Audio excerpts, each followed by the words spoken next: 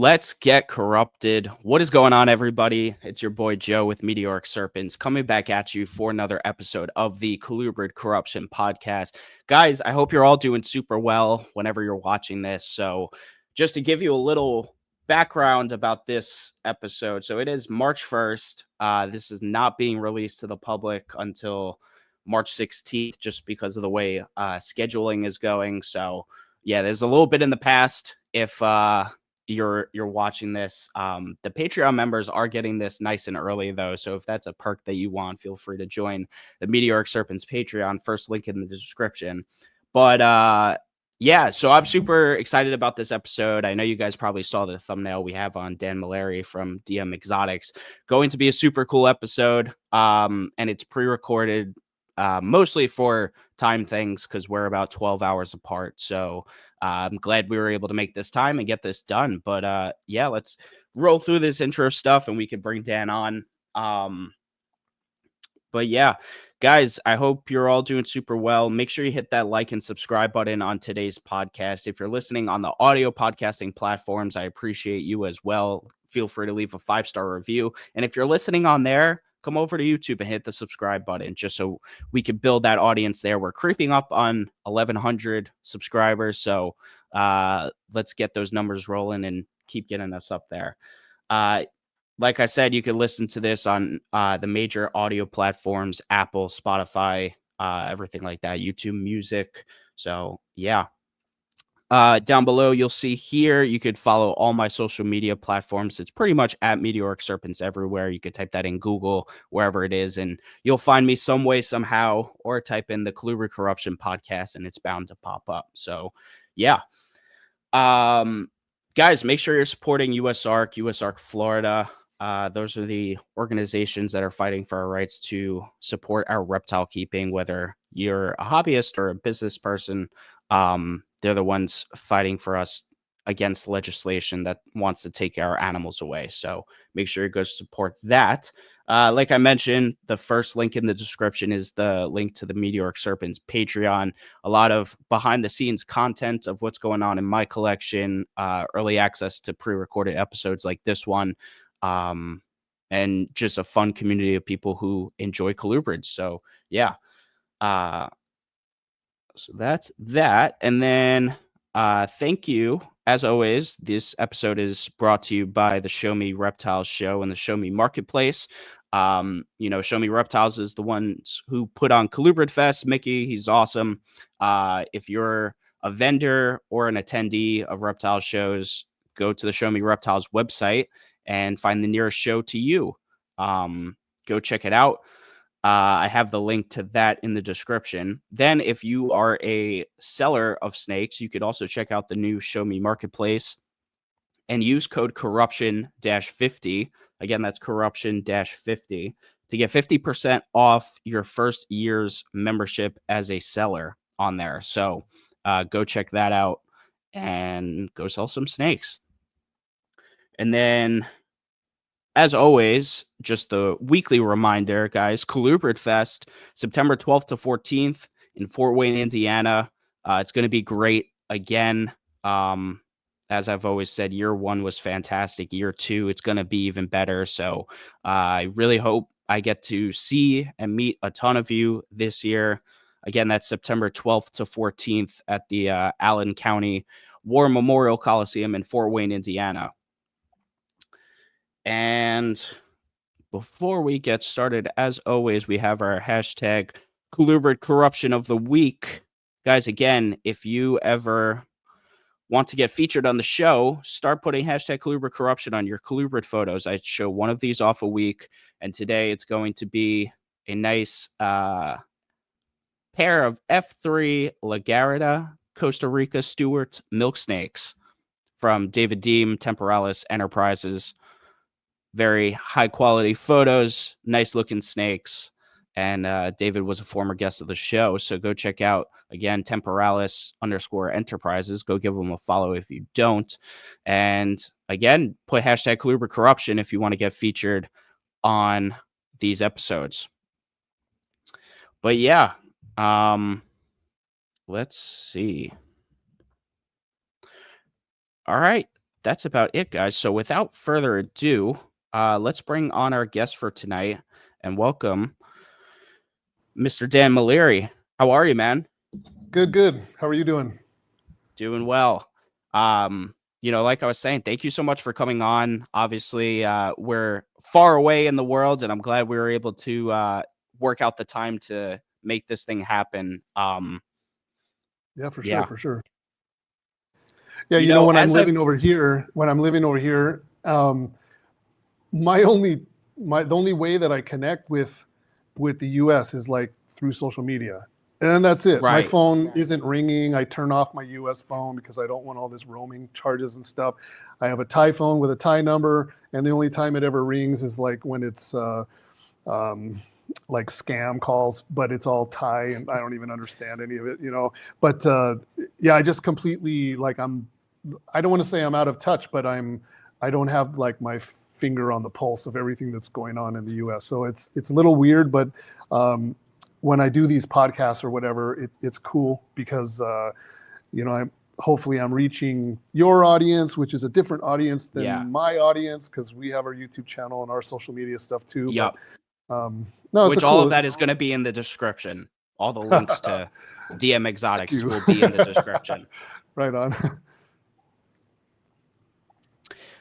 But yeah, man. And the other thing I was going to say, as I've gotten deeper into this hobby, I've been keeping snakes for a long time, but getting really deeper into the community and learning a lot more. Your name has come up a lot in the last 2 years when it comes to a bunch of different species, and even more. I've learned, I'd say more recently within the last year or so, that you work with a ton of colubrids, a ton of rare colubrids that you really don't. Some of them you do see, some of them you really don't see in the U.S. hobby a ton. So that's really why I wanted to bring you on, give people a little scope of what you're working with and what exactly you do for people who are unfamiliar with you. So but before we get into all of that, for those who don't know you, can you kind of give your background of how you got into the hobby itself and how that kind of segued to where you are today? Yeah, for sure. I'll try to make it as brief as possible. It's been a long, long road. I'm 54 years old. I got my first snake when I was 9. I produced my first babies by accident, I think at age 14, maybe 15 years old, and I have not missed 1 year until now of producing some snakes every single year, at least one species. So I'm like a diehard. I didn't outgrow it. I actually expected myself to outgrow reptiles because I had always been told that it's a kid's thing. It's a kid's hobby. My parents weren't into it. My brother wasn't into it. This was just something that came out of me, and I just never let it go. I did not outgrow it. I just got way deeper into it. So I found more mature ways of being in it. So I bred all those animals all those years. I produced a bunch of carpet pythons in '96, and my friend was doing a reptile expo at a local one in Southern California that's no longer around. And he said, "Hey, you've got all those animals. Do you want to join with me and share a table?" I had been to a bunch of the shows for maybe 2-3 years prior to that. And so I knew all about the shows, and I was like, yeah, let's do it. So I did it, but I went into it not so much as trying to sell my animals, but I wanted to learn the load in, the load out. There's a whole, you do shows, there's a whole procedure to it. And if you don't know, if you just sign yourself up and you've never done it or been around it or whatever, it's intimidating. You need to know, like, where's the loading dock, and a resale license and all these different things, and paying taxes and all that stuff. So I tried to absorb everything I could. So I did that one show with him. The following year, I produced like a repeat, and I had a lot of animals, and he was not doing a show. And I signed myself up, and I started doing shows. The first several, probably more than that, I just did shows by myself. And so that's a challenge. But but so I'm a regular, especially in SoCal. I've been doing shows since '97 as DM Exotics. That's the year that I started my company.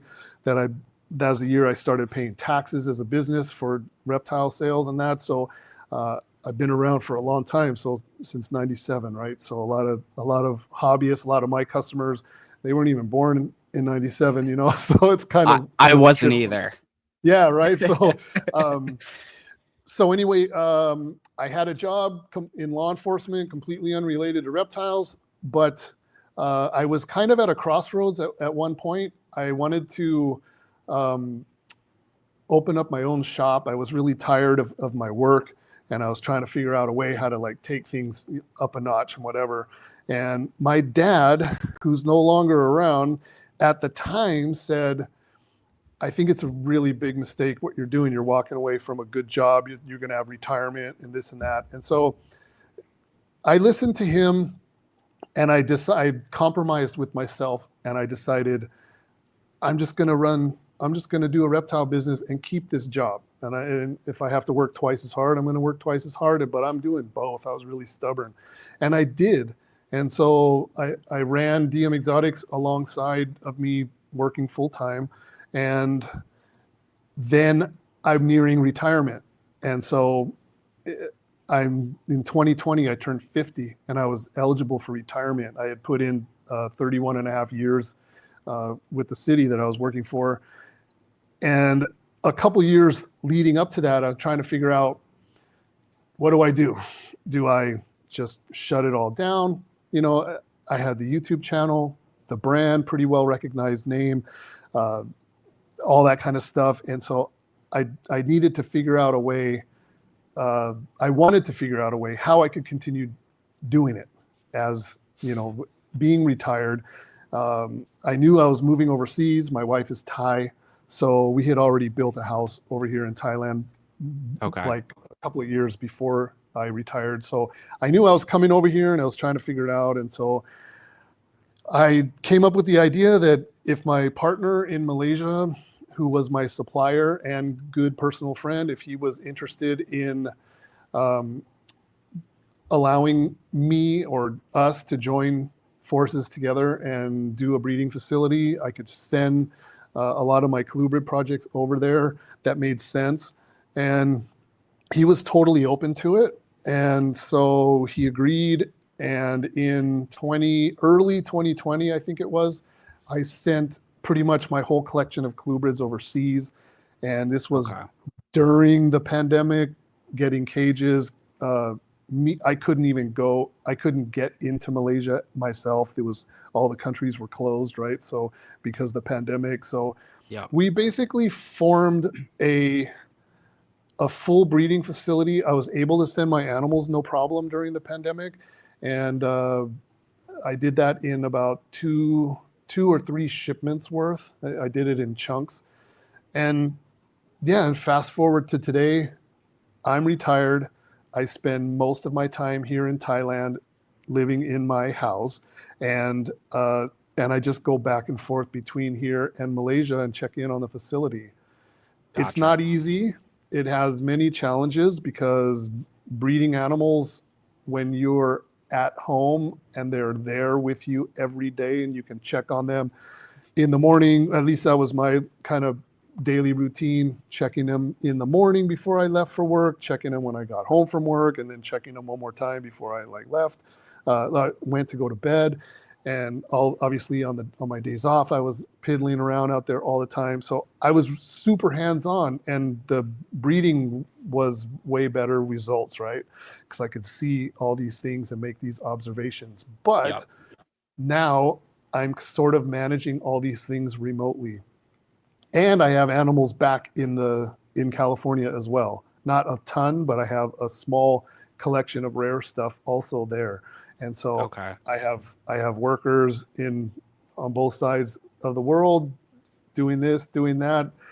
I get reports sometimes I don't. I get pictures sometimes I don't. And it has its challenges, but we're getting through it, and we're managing and kind of getting things figured out. So animal acquisition is beyond probably what anybody else can do, because I'm over here and I'm over here Yeah. most of the time. And so I'm not missing out on stuff. I have a lot of people that are kind of working for me on the collection side. And so uh, almost every single day I'm getting some messages and some photos, hey, we just got these, we just got this, we just got that. And, I'm not taking everything, but I have to, like, every single thing I need to evaluate it with the laws, with the permits. Is it CITES? Is it non-CITES? Is it invasive species in the US? And I have to, like, go through this whole process. I'm so used to it, I can do it in about 3 seconds. You just throw something at me. I have so many things kind of memorized, with CITES, and then there's local protection laws, and I know the processes of how to get things done in different countries. Malaysia has its own set of rules, so I'm familiar with those, and so I just process all that stuff, and then I decide what do I want to work with, what do I want to bring to the market, what can I bring to the market, what can I work with, and so there's a whole thing going on. It's very complex, but I've done this long enough, and I've been so deadly serious about reptiles and learning this industry and learning all of the different stuff and how things work, to where I don't stress out about anything. I just navigate it all. It's just normal for Right. me. Yeah, so it's kind of wild. The only thing that stresses me out a little bit is just it at least in the beginning, it took a lot to, like, sort of hand my animals over to somebody else. Someone That's else. Yeah, and it's like I still own the animals, of course, but somebody else is, like, really managing. They're doing the feeding and doing the maintenance and all that stuff, and that's difficult. That's a I was gonna difficult. say, man, that's got to be hard when they're not in your hands and you have to really trust every person that walks through the door of that facility. I'm sure, there's I don't know what you may do. I'm sure there's got to be some sort of vetting process to make sure that person is, like, one, not gonna mess with what you got going on, and two, like, knows their shit about reptiles. Yeah, I prefer somebody that really doesn't know a lot about reptiles, because Oh, that way really? they're not bringing their own uh, possibly, like, reckless Potentially bad. ideas. Yeah, Yeah. I'd rather have somebody that just, like, knows the basics, and then just follow what I say, just do what I say, and makes report sense. to me. And that's, like, the biggest issue is, like, they don't notice the things that I would be noticing, and so they'll miss a lot of stuff. And then it's like, you missed an ovulation, you missed a shed, you missed this, you missed that, missed an opportunity, those sorts of things. And so it's tough to get people to, like, see things and notice stuff and recognize things. That's the biggest challenge. And Yeah. there's stuff that I left behind in Southern California that are, like, that I think, like, I have a python project there that, in my opinion, is the rarest python on the planet. The only ones in the world that I'm aware of are there, and somehow they've bred and produced every year for the last 3 years. So, like, but that's tough when you leave something like that that's so important to the hobby, and but then again, Are I you able also to disclose what species that is? yeah, it's the Antaresia, the Papuan Oh, spotted python. Yeah, okay. not super flashy, not something that gets everybody, like, super excited, but it's it's rare. It's really, Yeah, I really rare. wasn't expecting Antaresia as the answer, so no, Yeah, that's cool though. yeah, it was just something I was able to put my hands on. But um, yeah, like I said, and it's still ongoing, and I'm still learning, and I'm still tweaking and adjusting and trying to, like, figure out what's best. Oh, what I was going to say is, being a retiree, being of retirement age, I looked around at a lot of longtime reptile guys, breeders and that are my age or even a little bit older than me, and they're retired, but they are like still slaves to their collection, and they're enjoying themselves. That's what they chose to do. They're enjoying it. A lot of people are like, I just want to retire and just work my reptiles like forever until I die or whatever. And that's fine. But there's a lot more things that I wanted to do. I wanted to live over here. I wanted to explore Right. different places and different countries and all that. So I had to make some pretty hard decisions without walking away. And that was the most important thing for me, is not just like going, okay, that's it, blowout sale, and I'm out. And I didn't want to Yeah. just disappear like that. And plus, being retired, it freed me up to like really go really hardcore over here. And so I have Yeah. things that are in the works that I don't know. I'm not really talking about too many of those things because they're not finished yet. There will be a time and place to make some announcements, but I'm not just chilling over here doing nothing because I work. I like to work. I enjoy working, and I know how to work really hard. And so uh, I have a lot of things going on over here that are reptile related. And so I think it's a little scary because I I cannot stop thinking about reptiles, and also because of what I've learned over all these years.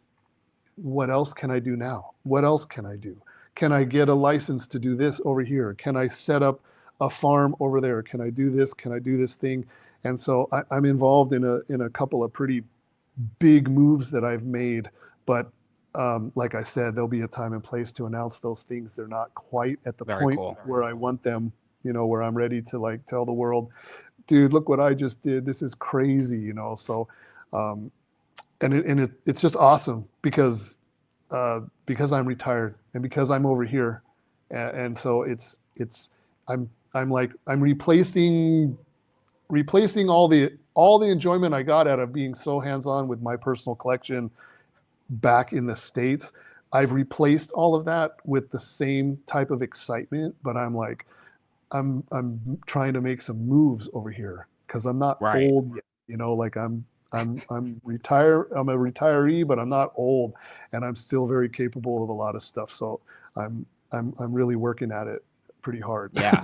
in a lot of different places and stuff. So Cool, man. And I do want to backtrack to something you said before. So prior to 2020, when you actually moved there, so you were already working with your Malaysia partner. You were saying, so oh yeah, you were familiar with the import process. You were getting a lot of animals sent over to you. yeah. Okay. So a lot of people just like go DM Exotics, great importer, and it's like, yeah, okay. The word importer usually gets thrown around as a negative connotation because most importers are like kind of shady and doing crazy stuff, Yeah. um, especially with the confiscation that happened last Sunday. But I'm not going to spill the beans on that. I'll let you guys find that out for yourselves. But but importing for me was just a means to put my hands on animals that were absent from the hobby or really, really difficult for me to get a hold of. And so, yeah, in 2003, I took my first trip overseas because I wanted to figure out how to be an importer. And so, after many, many trips and meeting many people, not all of those people were good people. There was some growing pains along the way and some money lost along the way, but not too terrible. Um, my partner in Malaysia now he was basically the first really good solid supplier that I met, and started doing business with him in 2007, I believe it was.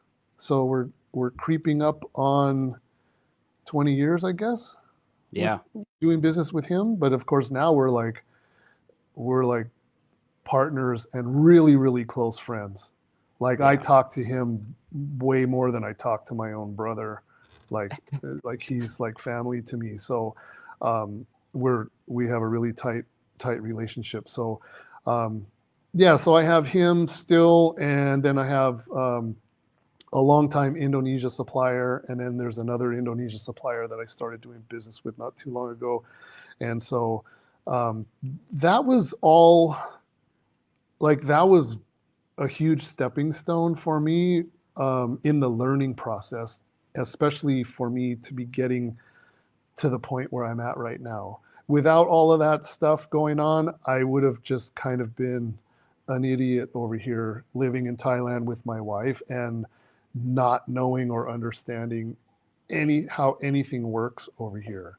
And so I was traveling back and forth. I was like manipulating my overtime and using it as time off. And at that time, my job was happy not to like pay me for overtime, and they would just give me time off. So I was sort of, I caused them to change their policy because I don't want to say I was abusing it. I was using it the way that they were allowing me to use it until they realized, like, man, this guy's gone a lot. And so there were like 2 years, I think, that I went overseas 4 times in a year. So like every 2 months, every 10 weeks, I was on a plane flying all the way across the world over here. Nice. But that got me, I was meeting with the same people and I was developing all these relationships, and that got me, to where I needed to be. And I learned a lot.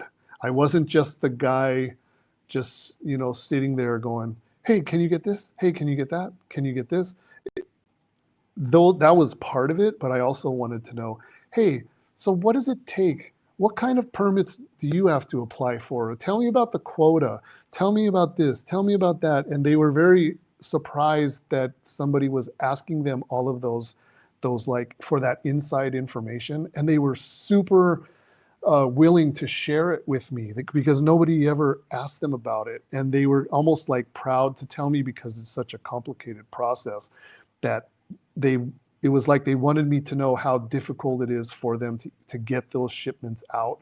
They have to deal with the wildlife authority, and they have to deal with customs, and they have to deal with LEPI, and they have to deal with this and that, and all these different offices and government entities and stuff. And so, but anyway, they were like really happy to share the information for me, and I just absorbed it all like a sponge, and I just kept it. And now because we still are talking all the time, they update me, like just yesterday I was talking to my Indonesia supplier, and then he was telling me about something. There's a wildlife management authority over there. And then he was like, hey, do you remember that one time I brought you to the office and I introduced you to that uniform officer, over in Jakarta? I'm like, yeah. He's like, yeah, so that's the office that they changed their rules and whatever. So like it's not just them talking like gibberish to me. Like, right, I met the guy or I went to that office or whatever. And so they were like, that should clue you into the fact that they were very happy to show me stuff. And they introduced me to people, officials, CITES people, like all kinds of different stuff. And so it was a huge, vital part of what I do now.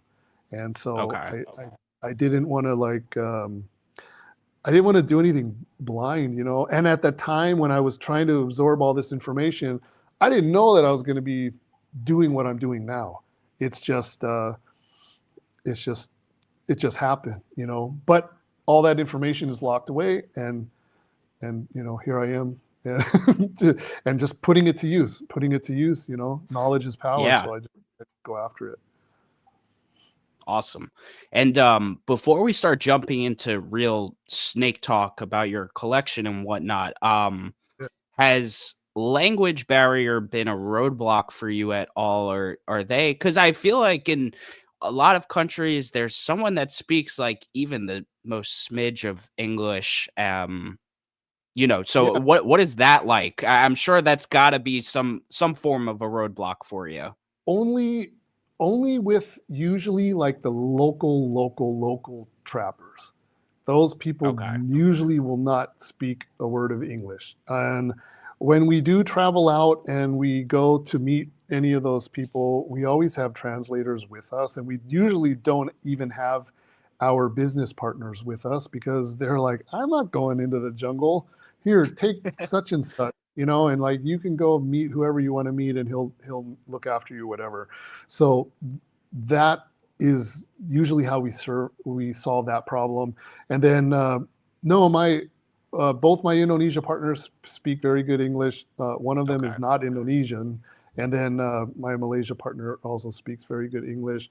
My the manager that he has assigned to my facility speaks very good English too, so it's not an issue. If we're ever doing anything here in Thailand, obviously my wife is Thai, so she does all the translating.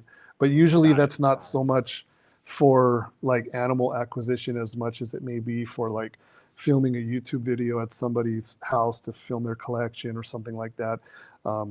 Then I have my wife there with me to do all the interpreting, so that's not an Right. issue really. Yeah. Cool. All right, so let's start kind of jumping into your collection a little bit. I guess as a preface, I'd say like what species or group of species has like DM Exotics been known the most for over the last few years, Um, would you say? for colubrid species, yeah. I'd say for anything, if you want to do both, I'll say let's do all, and then yes, for colubrids. Yeah, okay. So if we're gonna do the all thing, I was working with scrub pythons way back when nobody cared about them at all. They weren't a big deal. I was breeding them somewhat regularly. They're not easy to breed, but I was getting the clutch here and there.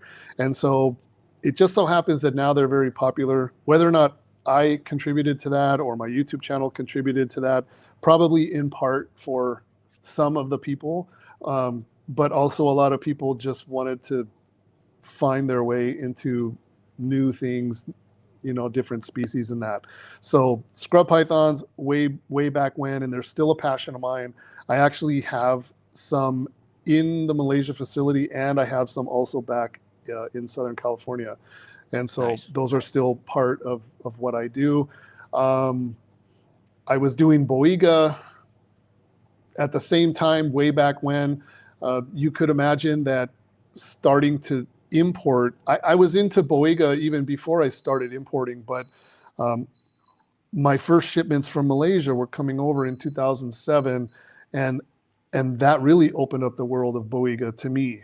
But at that Nice. time, I would go and do expos, and I would have captive bred baby melanota on my table, and everybody would just walk by and just go, "Wow, cool! What's that black and yellow snake?" And then they would just move on to something else. So I was just, now it's different. Now everybody knows what Yeah. it is. Everybody's attracted to it, and I can sell out rather easily. But Boiga, yes, and then Pareas carnata, of course. I can break that down pretty fast.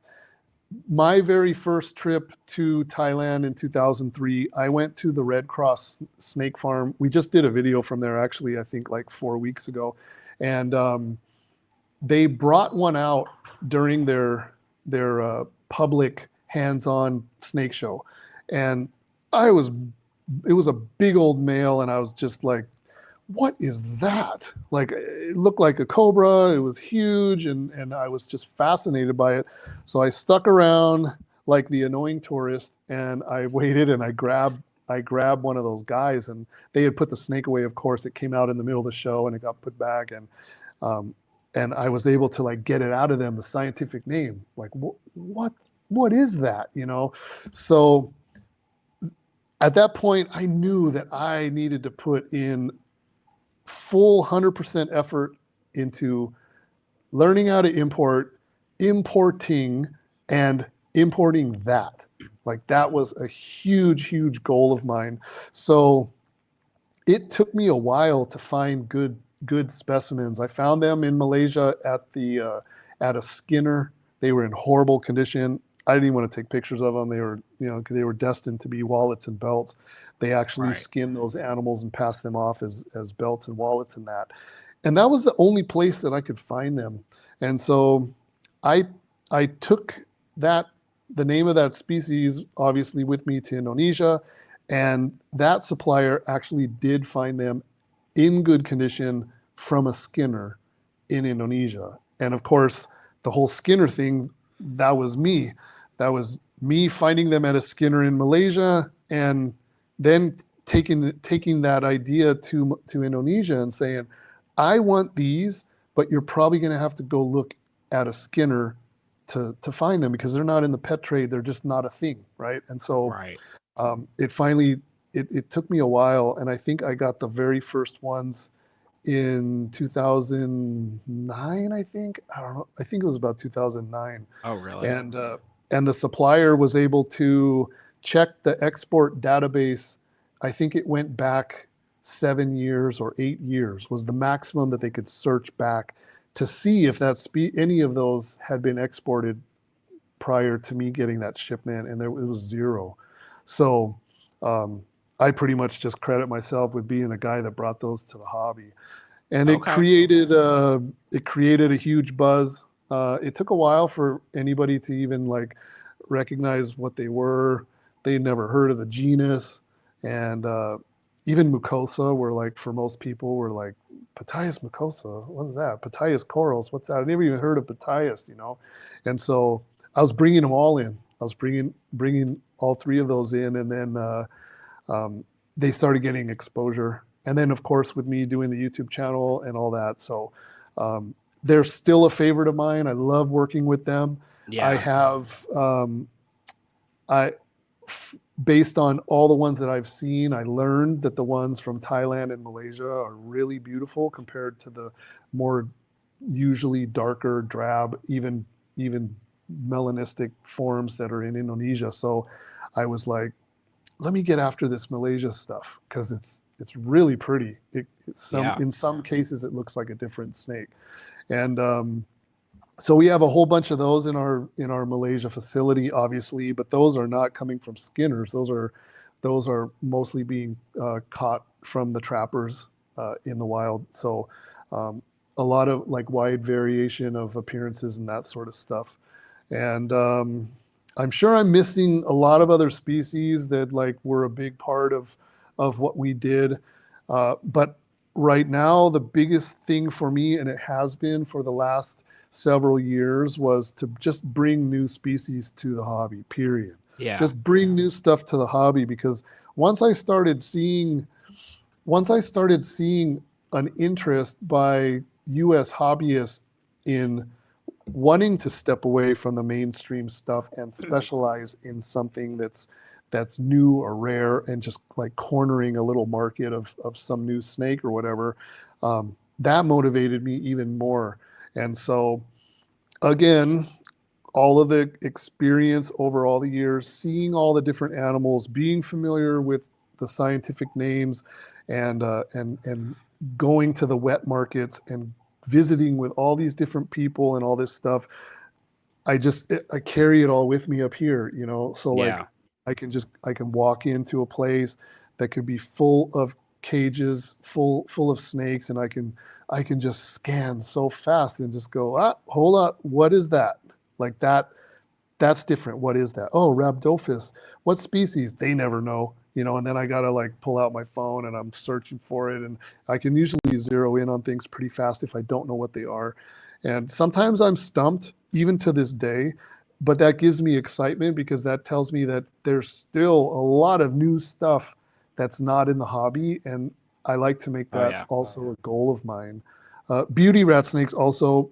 Beauty rat snakes were the very first Colubrid that I ever bred. I skipped the corn snakes, I skipped all that stuff, and I went directly to beauty rats, Yeah. Taiwan beauties, and I bred those in 90, oh man, maybe 1993, something like that. They were the first Colubrid that I bred, and they've sort of come in and out of my collection ever since. But now for the last few years, they've been a permanent part of my collection. And Again, I just living watched over the video here. you did on them. You have beautiful examples of those species. Yeah, thank you. I try to, and because I'm over here, I'm coming across new beauty rat snakes, new localities, um, even like occasionally a subspecies that's not in the hobby, and I just make it a goal, and I just start working with this stuff. So Right. we have some new stuff that we'll be releasing to the public this summer. One new one, and yeah, we're just doing a lot. We're just doing a lot of cool stuff. Again, it goes back to me having to also be familiar with the laws, and so Malaysia has a protection list, a local protection list, and it's all native stuff. And for some reason, beauty rat snakes aren't on it. So it's like, okay, that's like a really perfect thing for me to go really deep on is beauty rat snakes because it's not locally protected. So I don't need that special permit, which is really pain in the butt to get. Gotcha. I can work with them. They're not protected. Nobody cares, and I can get them exported out of the facility really easily. They're not CITES. That process that I was talking about, right? So, so beauty rat snakes for me right now are like a high priority for me to be pulling in these new localities, and I think the hobby overall is going to be pretty excited when they start seeing Husbandry and different localities of that, and a lot of different stuff that we're trying to get after. So the Yeah. more I'm over here, the longer I'm over here, I start seeing more stuff. It's usually I'm usually seeing stuff by accident because I'm putting myself in these markets, and I'm cruising through different places in Malaysia and cruising through different places in Indonesia, and we're creating content and whatever, and at the same time I'm looking for new stuff, and that, you know, if I had to keep going back to the US to report back to work every 2 weeks or 3 weeks or whatever, it wouldn't allow me the freedom to be over here and spending so Oh, much of time. course. Yeah, and of course we develop contacts along the way, and then I can put people on things, you know, and I can say, hey, I'm gonna send you this picture. If you come across this, let me know. And usually they let me know. You know, it might take a week, it might take a month, it might take a year, but you know, we'll stay in touch, and next thing I know, it's like, oh my gosh, this is awesome. This is so cool. So then my goal of bringing new species to the hobby, like that's it. You know, I can do it. Awesome. So yeah. So it's a lot of things like that. A lot of obscure, what I call obscure, I use that word a lot, different rear fang species, rhabdophis, even some aquatic snakes, bocorts, water snakes, different morphs, tentacled snakes, just different oddball things that, you know, like I couldn't sell 1,000 tentacle. Well, maybe I could sell 1,000 tentacled snakes, but probably not. But I can't get that many anyway, so it doesn't matter, you know. And so if I can put my hands on 10 or 15 tentacled snakes, then I got my little aquatic crew that are like Right. chomping at the bit, you know, waiting to work with tentacled snakes or something. So at least right now that a lot of other species have gone far beyond market saturation, it seems okay now for people to be themselves and chase after the species that they're actually interested in, rather than trying to be the cool kid at the expo that can talk about, you know, my blade clown desert OG whatever, you know, talk their little language and they can fit in with all their friends. Like, those are the things that I experience, because doing all those expos, we're still doing expos. It's nowhere near the way it was before, but you know, I would have. Yeah, you try to go to like the super show once a year, right? When you're back in the US. Yeah, at least once a year. This year we'll be doing the one show, but I would have lots of people coming up to tables, and they would see my boiga or see something, and they'd be like, man, they'd be really geeking out on it, And then the friend would go, okay, man, let's go grab those pastel whatever ball pythons before they get sold out. And then like they would grab the kid and gone, and then they'd be dropping their money at the other table. It's not like that anymore, but for many years it was like that. And so now I feel like because of the market and the way things are now, those people are no longer afraid to like come and geek out on some weird snake that I have on my table and buy it and work with it and make it their project and try to be successful with it. So it's Yeah, I just know. I had a couple guests on recently that were giving you your praises for some snakes. I had Patrick Holmes on a few weeks ago talking about yeah. some Boega from you. I had Chaz. I know he got, I believe he got at least one or two of those Vietnamese rhino rats from Uh, you. So yeah, I hear little bits and pieces. There are people who really like your stuff, and especially when you're able to get like new, fresh blood of things. People are interested for sure. Um, yeah, yeah, and I it's think the casual like pet people, maybe not much so, but like the no, real no way. breeders, like they're hardcore For about what you sure. got. Yeah, for sure, for sure.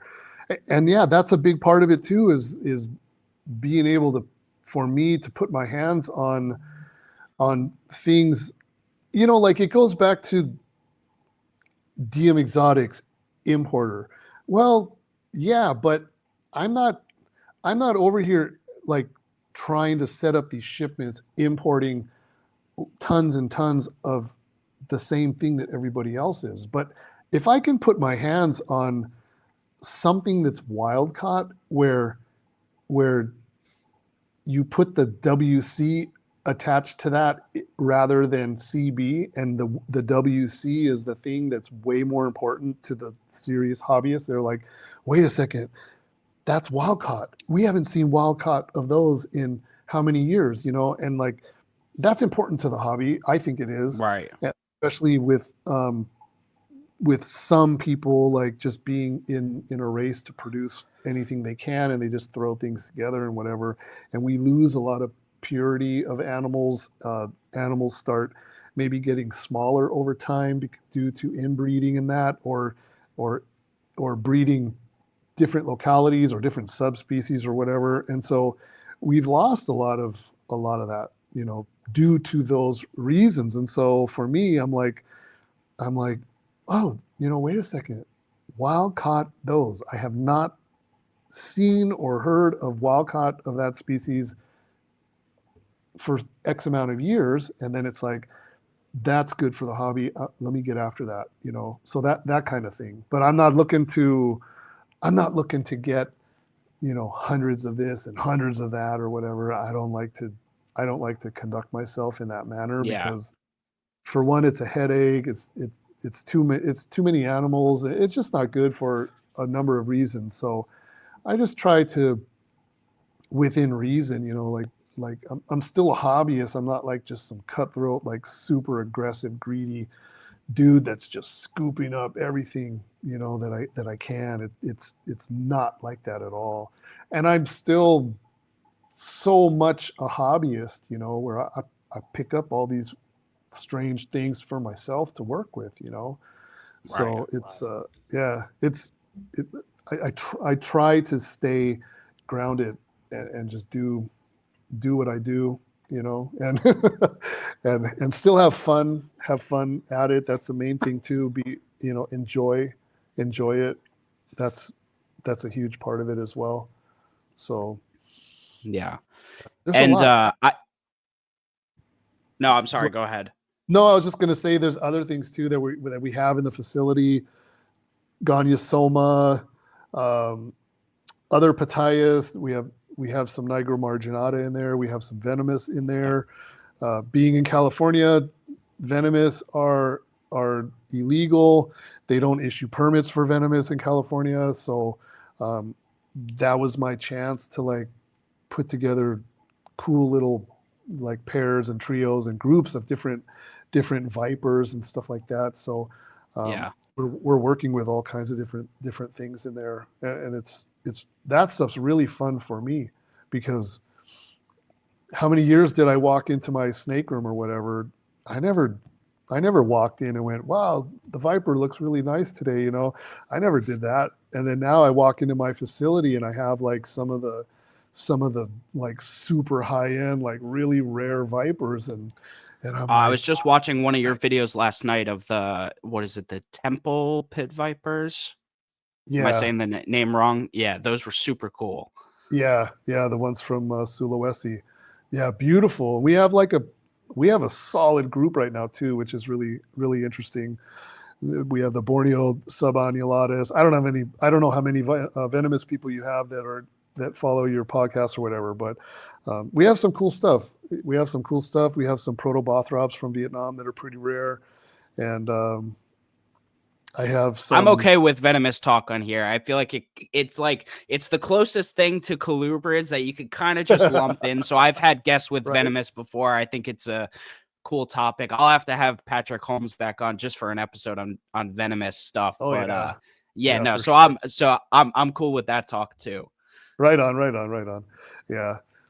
But that's another thing that having this facility over here opened the door to that for me to be Yeah. able to work with those things. So it's a lot of fun. It's a lot of fun.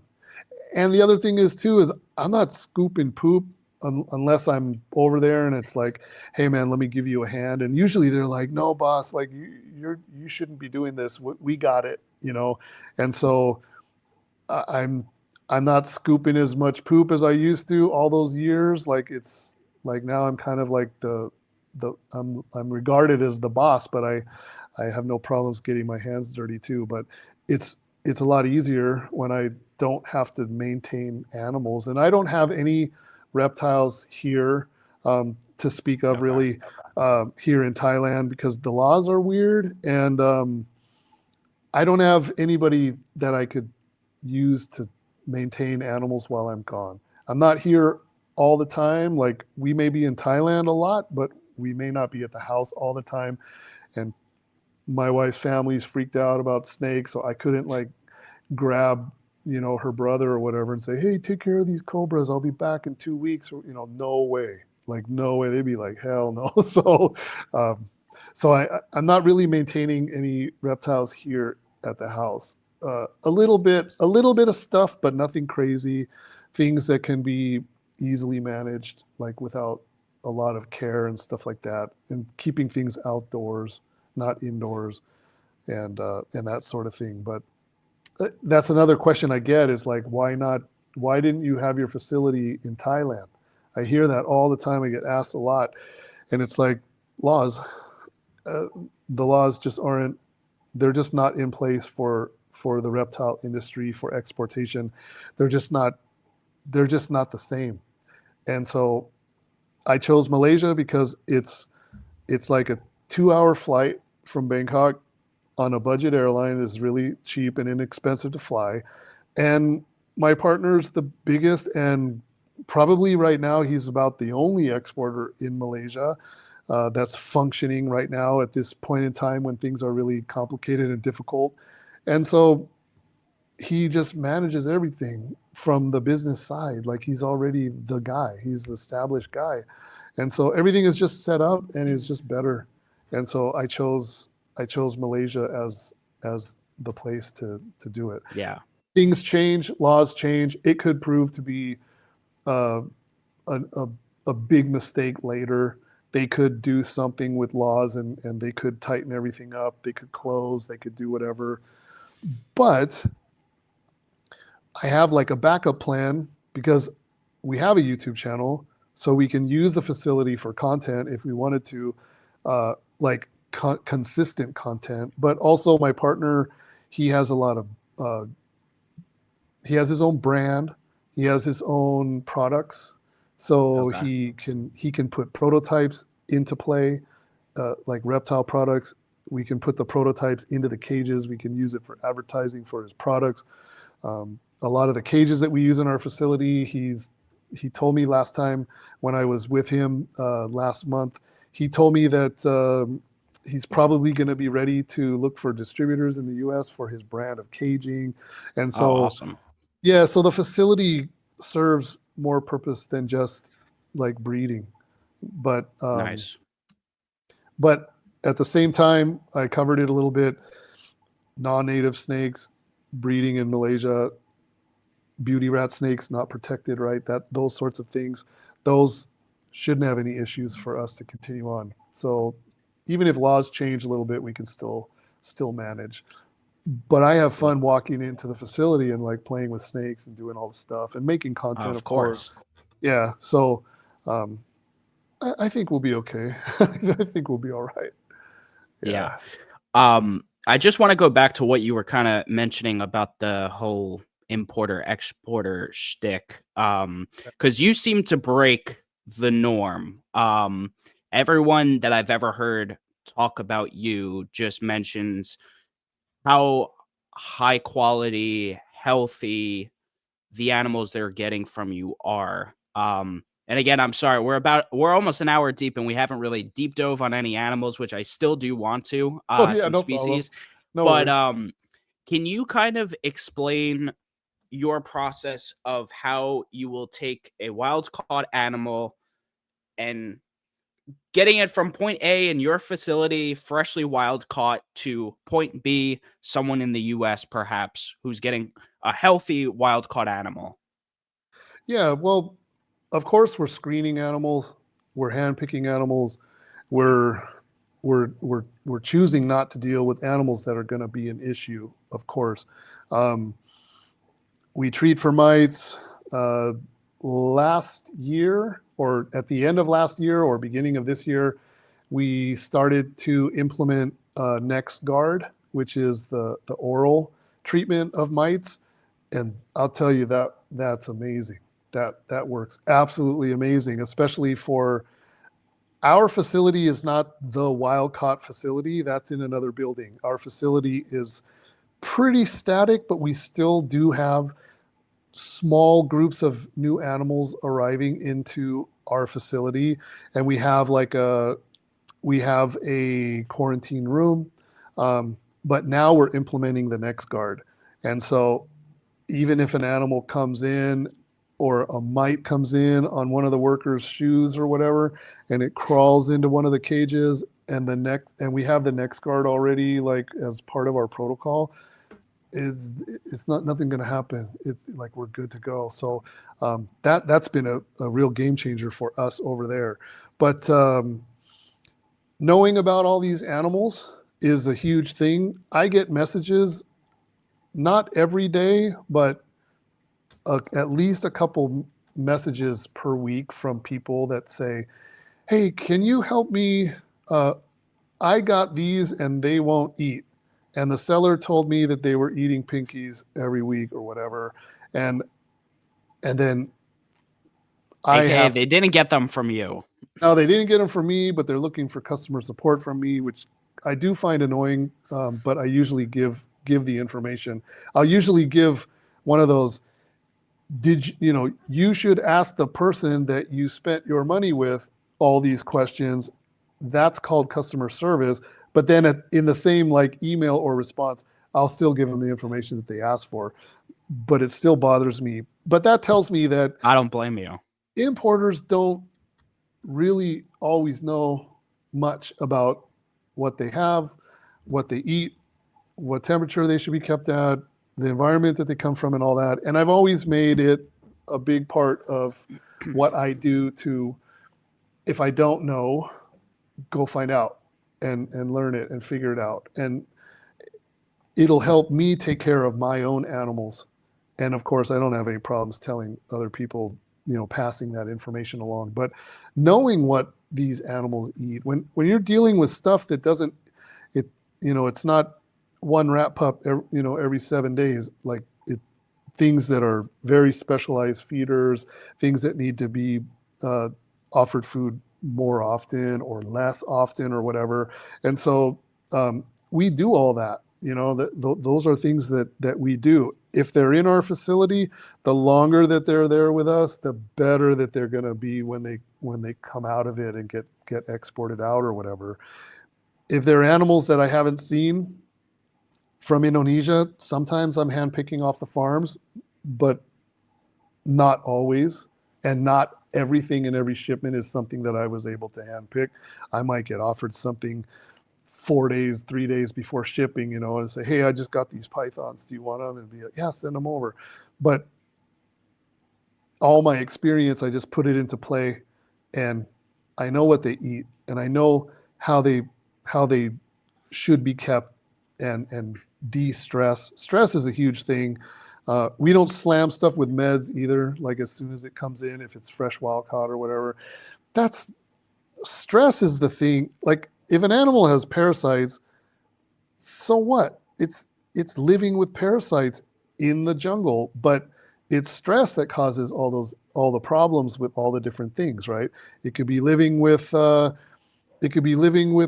some virus that causes respiratory infection or whatever, but it's not stressed out, so it's not going to be a problem.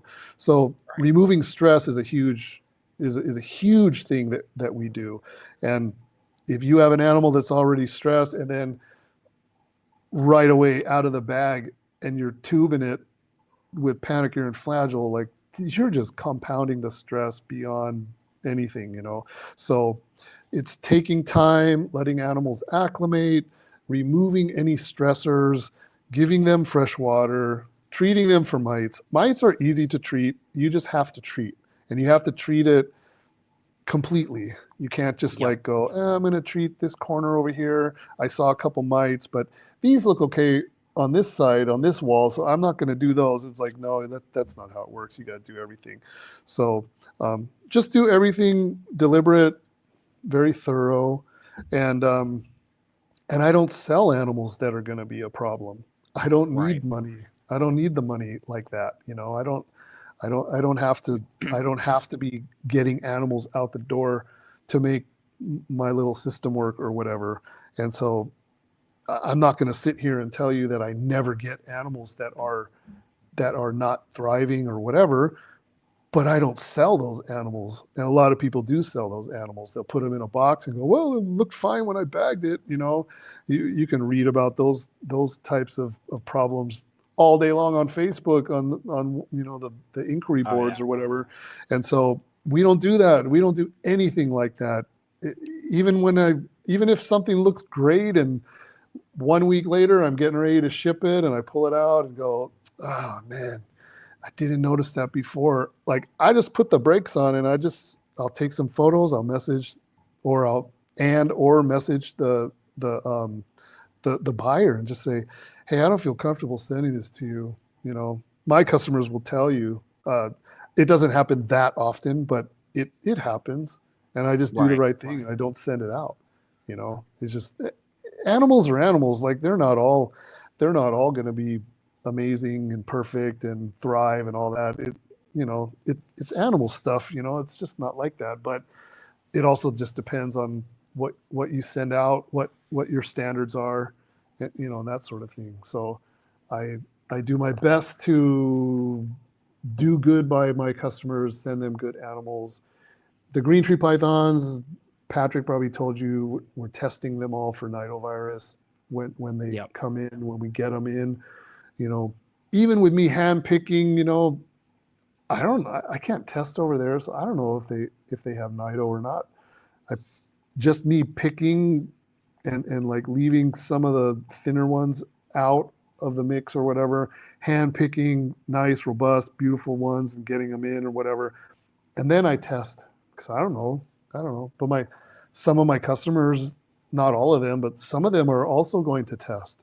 Some of them do test. Even if I tested it, like the lab test is dated March 1st and I shipped the animal out on March 7th, and they're gonna have another lab result on March 9th, and usually they will also email me and say, hey, the nido, I tested for nido, great news, it came back negative. And I'm thinking to myself, okay, I'm like, okay, thank you, happy to hear that. And in my mind I'm thinking, I just tested it like 6 days before you did. Oh my gosh. But anyway, so anything that we're doing, like we're trying to do the right thing. And that's basically it. We just make sure the animals are good or whatever. But knowing about your animals is a huge, huge part of it. if you're new to the hobby and you're dealing with all these wild caught animals, especially on a commercial level, you're not going to know much. You're going to make a lot of mistakes in that, and so just have a lot of experience. I feel young, but at some point I have to like sit back and go, dude, I have a lot of experience, man, a lot of years, that I've never let up, never just foot on the gas, never hit the brakes, just full on. And so there's a lot of knowledge there. So I know about, all the diet and all that stuff. And a lot of, it doesn't bother me at all. I'm actually happy to see it. But a lot of the information out there is from me, about varied diet and frog legs and this and that, all these different things like that. That came from me. I learned it trial and error. I didn't, Right. a lot of that, most of that stuff I didn't have, nobody's telling me. I set foot over there. My Malaysia partner, he's running a business, but he's not so hands-on with animals. I can just go point at stuff, and he probably couldn't give me the scientific names of half the stuff that's over there, or tell me what they eat, or tell me this, or tell me that. And so he, that's my job. That's my job. Even on the wild caught side, not my facility, but on the wild caught side, a lot of times they're like, hey, what are these? What do these eat? They're not eating for us. What should we give them? And so like I have to give advice sometimes for stuff like that too.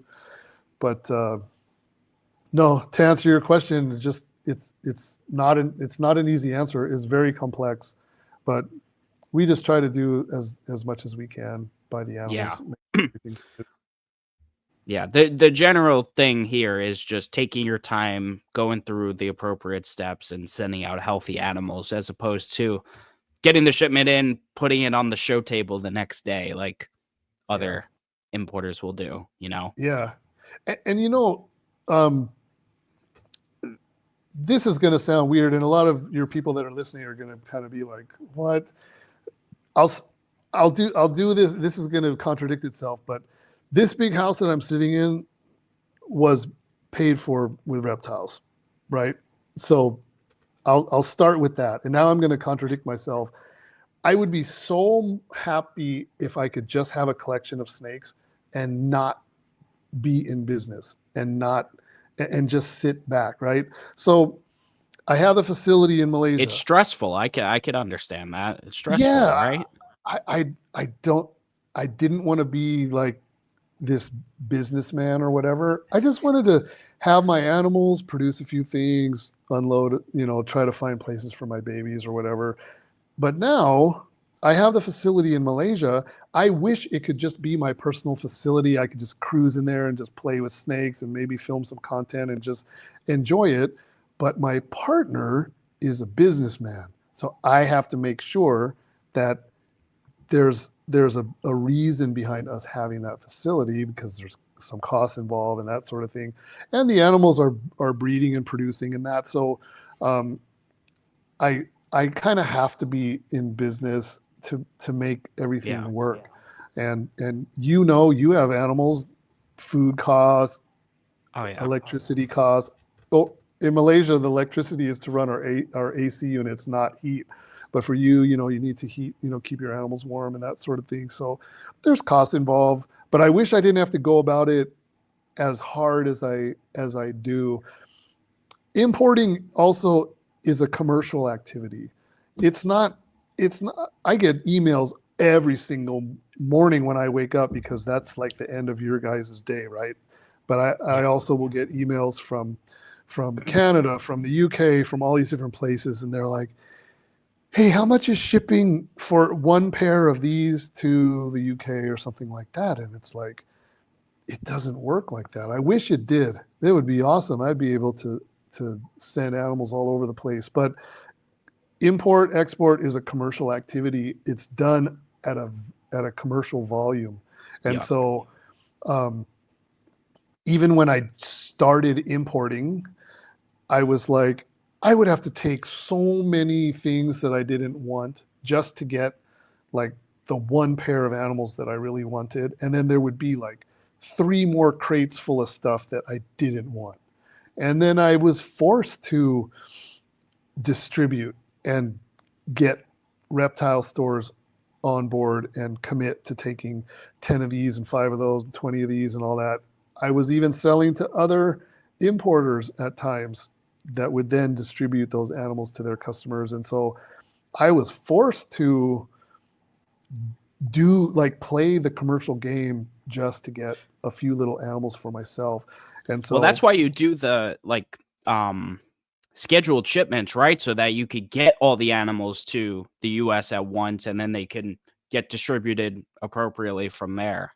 Yeah, so that's something that I've made some big adjustments to where I'm only bringing in a very small fraction of animals that are not spoken for, that you may see at the super show on my table, maybe a couple of these and a couple of those, and I just kind of put them out there.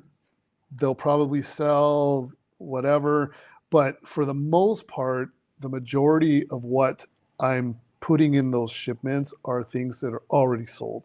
And then that way I don't have to mess around with any sort of pressure trying to clear animals, trying to do that. Wholesale, I'm almost completely done doing wholesale. I'm just lucky in that, you know, I paid my dues, I put in my years, I have a huge customer base. And so people know who to come to when it comes to certain species. And I don't have to advertise. And so it just works out really well for me. And so before I was like taking all of that and then also stacking on top of it a whole bunch of stuff that I could take to an expo and probably sell and maybe have to wholesale at the end of the show or whatever. But now I'm not doing that. I'm able to cut all of that out. And so now my shipments are mostly like just laser focused. They have places to go. Most of the animals are already spoken for. And so we'll do that for a while now and see what happens. The market changes, I change, demand changes, I change, you know, like you have to be adjusting to all this stuff. So things were a little bit better during the pandemic and that, but now they're a little bit different. But it's interesting. So the market right now, let's just say that the market is slow in the US.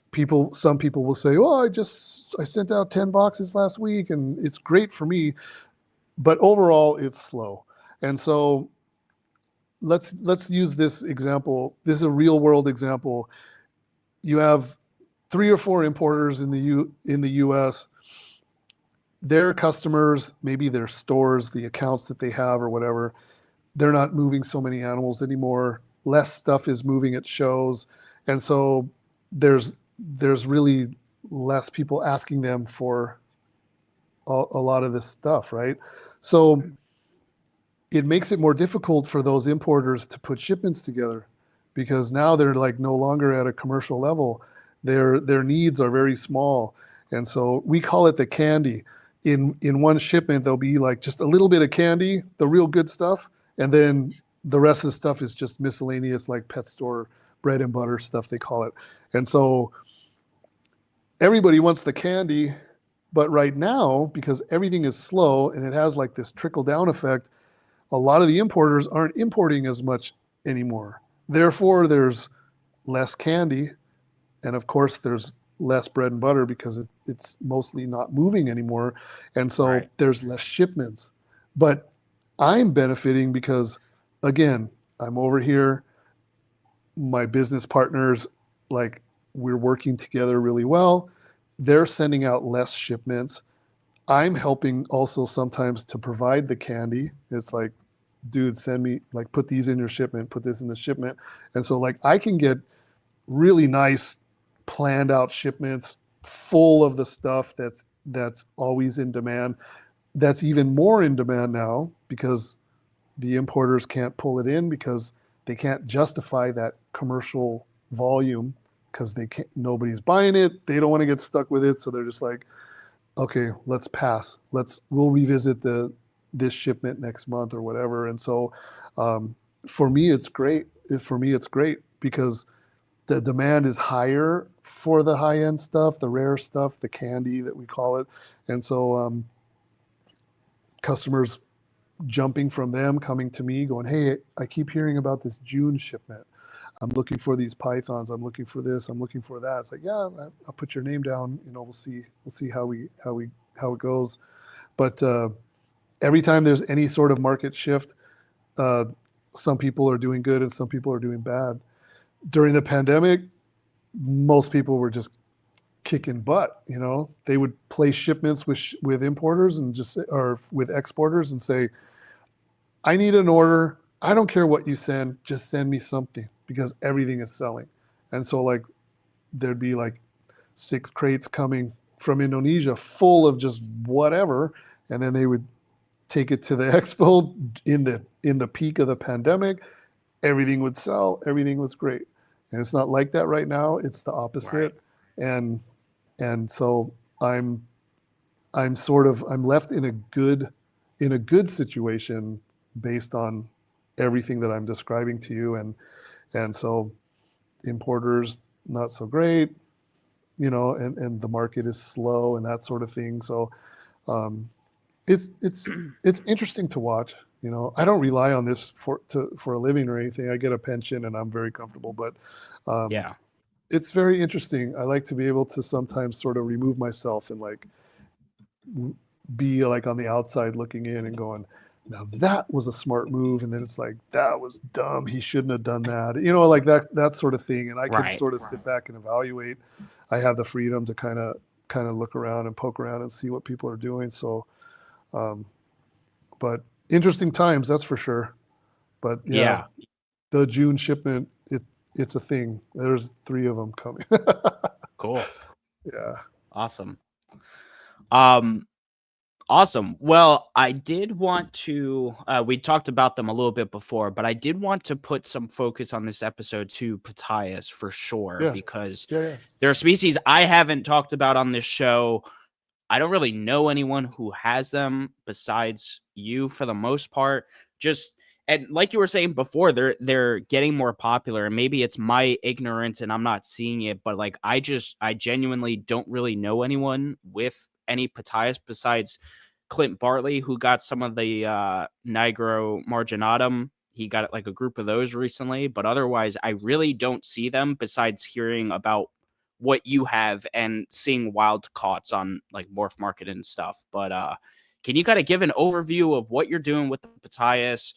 If you want to give an overview on husbandry, if you're breeding them too, and all that good stuff. Yeah. Big colubrid, arguably one of the biggest colubrids in the world. Super visual. And I don't like to say that snakes are smart. This species is smart. My indigo snake is smart. I don't know if snakes are smart at all, but when you take a snake that has poor eyesight and you compare it to a snake that has super acute vision, it's a totally different snake. I don't know if it makes it smarter, but it's more aware. It's like it has one extra sense that the other does not. So that makes for a very interesting animal. And so because they're visual, when we get them in, we give them hide boxes. Super important until they kind of start feeling more acclimated and more comfortable. But they will start recognizing people. They will start recognizing their owners. They will start recognizing what you're carrying in your hand when you walk into your facility or your snake room or whatever. They'll look to see, they'll be like, is that guy carrying that rodent box or the box of chicks? And it's like, no, he's empty-handed. Okay, whatever. And then like you can see the excitement like go down. But it's not really because they're smart. It's because they can see, and they can they see and they notice things. And so so they're just a lot of fun to work with. But when we get them in, it's always frogs or frog legs to begin with. And then we can just start trying other things. But the goal is not to get them onto rodents. The goal is just to get them to eat rodents and chicks and quail and frogs and fish and eggs and gizzards and livers and kidneys and all that kind of stuff. Right. So we do all of that. Varied diet is key, in my opinion. We obviously treat for mites. Hydration is super important with a lot of the colubrid snakes because they're not very meaty, and so they dehydrate rather easily. So hydration is important. That is best accomplished with either a soak, which can be stressful, or just gentle spraying directly to their head, and they'll start drinking those droplets. That's a lot less stressful than throwing an animal in another box, full of water or whatever. They're going to be jamming around and banging up their nose more than likely. So we don't usually do that. But just giving an animal privacy, if it has super acute vision, it's going to see you poking your nose in there every 5 minutes or whatever. Or what I see a ton is people that get these big colubrid snakes, especially carinata, they're posting photos on social media like every other day going, I hope they breed. I'm really hopeful. Hopefully this is the year. Hopefully this is the year. And it's like, dude, stop holding your snakes. Like, leave them alone. Like, let them be snakes. You're just doing this for attention on social media. So I see a ton of that, especially with new arrivals and that. And so, but that's about it. And then just like it goes back to treating for parasites or whatever, if I see a snake that is a little on the thin side, I might be a little more eager to get those oral meds in food sooner rather than later. But if I have an animal that is like really good body weight or whatever, I may wait a little bit longer to get more meals going, get that animal more relaxed before I do like any kind of parasite treatment or whatever. I don't ever tube anything unless it's like a super like emergency, and it's almost never that. And so I just put meds into food, and the animals eat their food, and they don't know that they were just treated. But that's how I do it, because stress is like a really huge concern of mine. But males of that species get big, and females don't get as big usually. So your males are usually like 10 or 11 feet in some cases. Sometimes the males won't get quite that big, and the females are usually like about 7 feet, maybe 7.5 feet, Okay. and they usually don't get past that normally. And I have found that smaller males are better breeders, more aggressive breeders for some reason, but not always. It's just that in the bit of experience that I've had, my better breeding males were not the big giant ones. And it might be age related too, because it takes a long time for a big snake to get big like that. And so it could be that they were just old animals too. I'm not really sure. Got it. We have bred them. I'm not going to say that like we've had all kinds of crazy success. We had tons of failure. We're still trying to figure out our facility. There's a lot of, if you could imagine, you may be cycling your animals. I like food cycling, but temperature cycling also can be done. Not like brumating tropical snakes, but you'll be manipulating your temperatures, but you're using heat. You're making those adjustments with the heat. And so in my facility in Malaysia, we have no heat. We're fighting the heat. And so we're using AC. And so last year we had some pretty good success, sort of by accident. My manager was getting pulled different directions. So he was feeding less in like November, December, which he didn't realize it, but he was sort of accidentally doing food cycling. So we took note. He changes the temperatures with the AC units. After I noticed that the animals had been sort of like being fed less, I told him okay, you accidentally food cycled my animals because you were really busy and you weren't able to get in this facility on a regular basis. So you skipped some feedings. So now you food cycled down the collection. So now I need you to do 2-a-week feedings. And where are we at with the AC? What temperature is this facility dropping to at night? And then he like told me it's in Celsius. So I don't even remember the number, but he'd tell me. So it's programmed. He's a younger guy, so he's like into all the little technology. So he'd be like, at 8 o'clock, the AC units drop the temperature to this, and then in the morning, it bumps up to that, but the AC units will maintain the daytime temperature at this. And I said, okay, fine. Now you're going to double up the food, and I want you to manipulate the AC units to bump up a little bit. And so like we agreed on whatever the Celsius was going to change to. And so it worked sort of by accident. And so that has become our protocol. And now we're doing it again this year to see if we can like replicate what we did last year and see if it still works. So, so our breeding success among the entire facility has been like with mixed results because we're trying to figure out, it's really difficult. It's really difficult. I go to the US and I'm using heat and I'm going to the herp stats and I'm like, okay, let's do this, 8 p.m., 8 a.m., whatever. And I'm doing everything with heat. And then I go to the facility and it's like, man, it's hot in here. What temperature is it? And then it's like, when do the AC units kick on? And so, but it's a total backwards way of having to like think and put it all together. So, so we've gotten a couple clutches from Carinata in Malaysia, but we haven't had any babies hatch yet from those. And so, and all of our animals are wild caught. All of the Malaysian stuff, it's all wild caught. Some of it is. I was going to say, is there really any captive bred stock of Carinata? There is, true captive but bred. It's not really being sold. Like Alan Brutowski, I think, is having some success, but I don't think he's not like killing it, but he's having some decent success.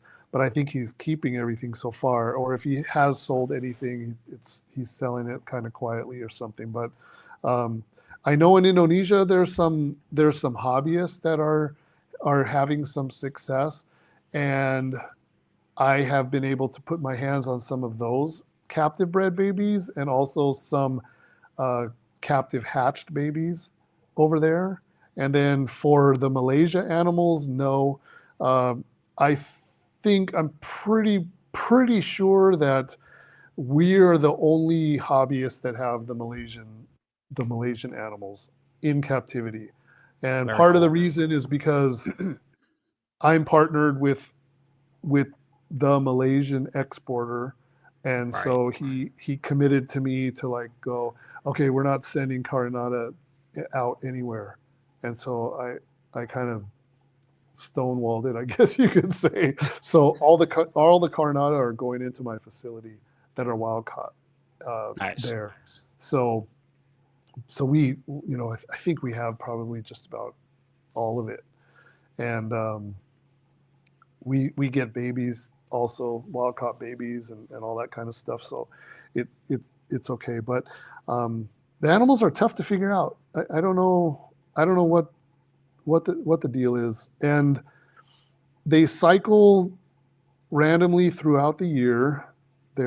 It's not a seasonal thing. They just like most colubrids, when they're ready, when their bodies are ready, when they have enough fat stores and there's enough food and whatever triggers them, they're going to breed and lay a clutch of eggs. So sometimes I walk into the facility, like the last time was a good example. I checked every single female for follicles of everything, all the Boiga, all the beauty rats, all that stuff. I felt no follicles except for one Carinata had follicles. And so I'm like, hey man, this female and this male, start pairing those. I'm leaving tomorrow, but I need you to start pairing those. And like he started pairing them and they locked up in front of him. So, but that goes back also to me not being there because my workers don't know how to palpate for follicles. It's kind of it's an art in a way. I've gotten really good at it. I don't need an ultrasound machine. I got these, and they work really, really good. And so, but I don't have the advantage of being able to just every day just go check for follicles, because I'm not there. So it's managing remotely, and that's part of the problem. So I'm going to fly back there maybe next week, for sure this month, but like within the next week or two, I'm going to go fly down there and now check everything because the food cycle thing, when I left there last time, which was like about, I don't know, maybe 6 or 7 weeks ago, I think. It's kind of a blur, but I was like, okay, so the food cycling is finished. Now start doubling up. Let's start hitting animals with food. So I'm anticipating walking into the facility and start checking all the beauty rats, all the boiga, all the different stuff, and I'm hoping that I feel follicles like all around, and then I can just start pointing.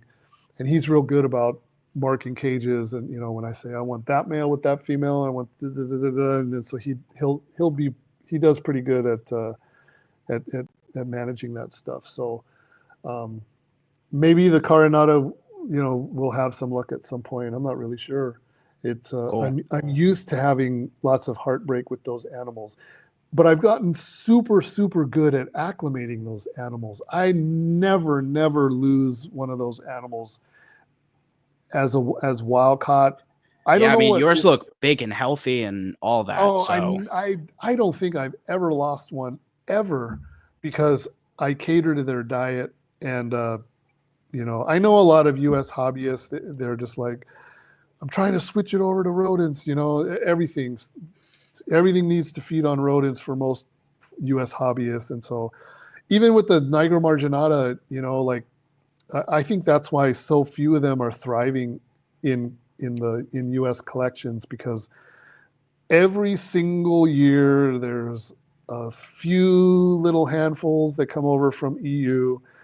They die in transit. That's the first thing that I hear a lot, and then they go off to whoever ordered them, and then you pretty much don't hear about them anymore, and they just kind of disappear. And I think part of the problem is either U.S. hobbyists are keeping them too warm, or not catering to their diet, or unable to cater to their diet. Probably it's more unable to cater to their diet, because sometimes frogs are hard to source. We have a couple Niger marginata in our facility, and the one big one won't eat frog legs. And that, if for a U.S. hobbyist, you can get frog legs, you can get frozen frog legs. It's for human consumption, not a big deal.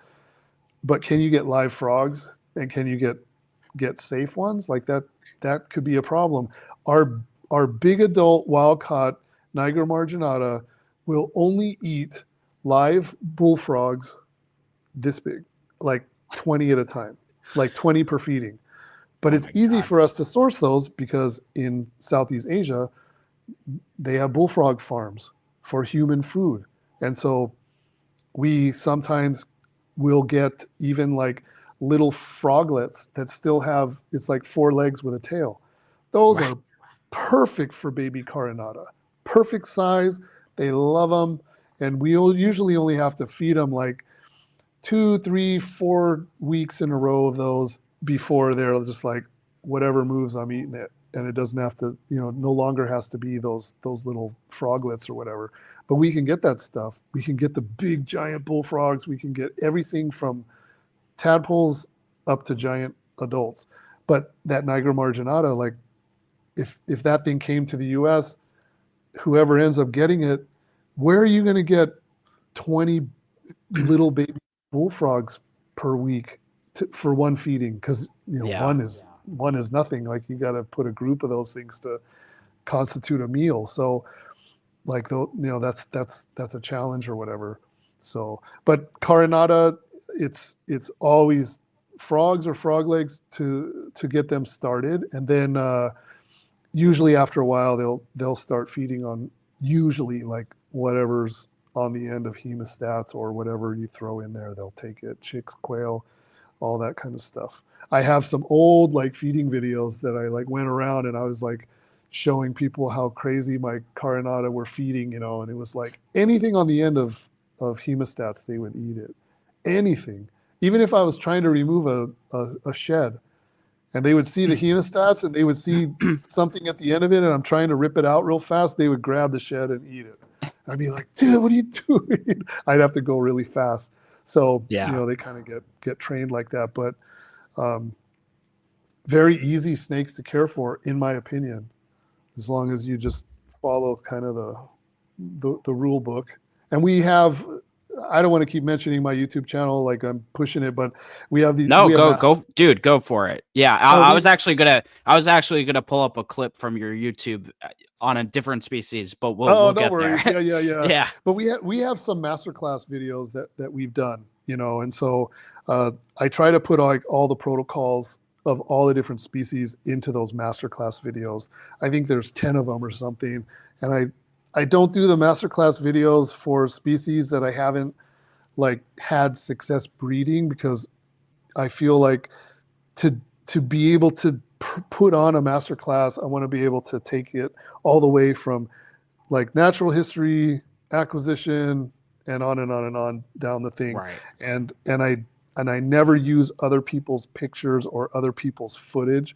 I just don't even want to go down that road. And so I don't do masterclass videos for everything, because it might be missing like a picture of eggs or babies or whatever. And so I'll only do the masterclass videos when I've done the full thing and I can throw all my own content. And it's just like 100% produced by me, So, Right.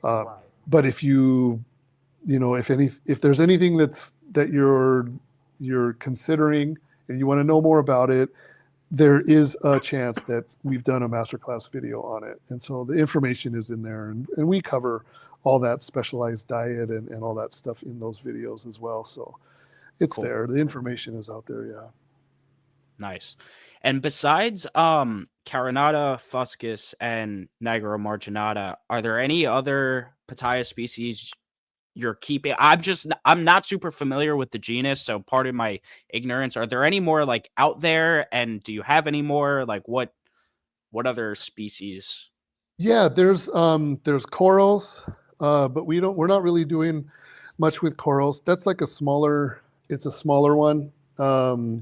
A lot of times they use those as like king cobra food and stuff, Okay. because they're very common, and they're small. They're kind of blasé color. They don't. Sometimes you'll come across like an albino or whatever, but they're just not something that I like. Big colubrids, you know what I Right. mean? So it's kind of disappointing when it's so small like that. Mucosa, there's some sulfur Oh mucosa. yes, I'm sorry. Yeah, I forgot about mucosa. Yeah. There's some, I don't usually like scaleless snakes, but there are some scaleless mucosa that I think are pretty interesting looking. Really? Over here, there's some white-sided, there's some leucistic, some pretty interesting looking ones. So we have some mucosa in the U.S., some sulfurs, but they're probably surplus at this point. I don't think I need to. They're CITES, and so that complicates things for shipping, because we need to get the Gotcha. CITES permit. So they're one of the very few colubrids that are CITES species. So, but yeah, that's pretty much about it. Just carinata, corals, mucosa, nigra marginata, and then fusca. Fusca are cool. They're interesting. More like a bronze bag to me almost. They're the frailest of the genus that I'm aware of. They're very long and very thin and really lightweight. Very very very very light slight animals, and so but they Yeah. can get actually really really big, really long. Um, they act a little bit different. Um, I try to describe like when they eat, they you have if you're giving them non-live food, you have to like bounce it right or toss it or throw it right.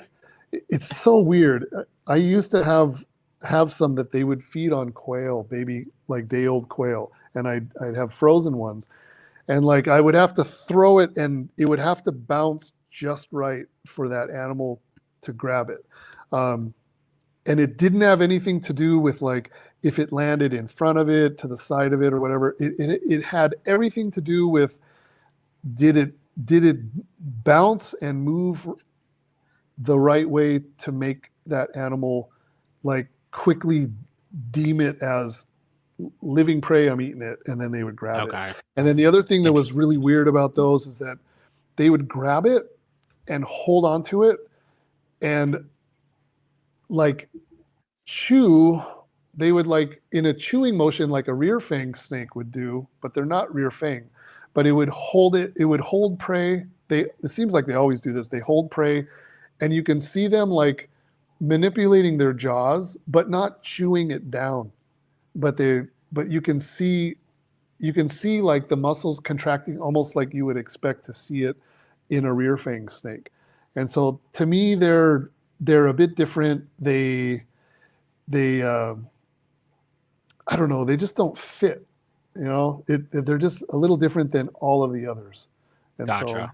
yeah, but that's about it really. I mean, those are the basic ones. There's some other weird ones, like from Vietnam and China. There's a Gotcha. solid green one that's kind of weird, but a lot of that stuff isn't in the hobby, for a couple of reasons.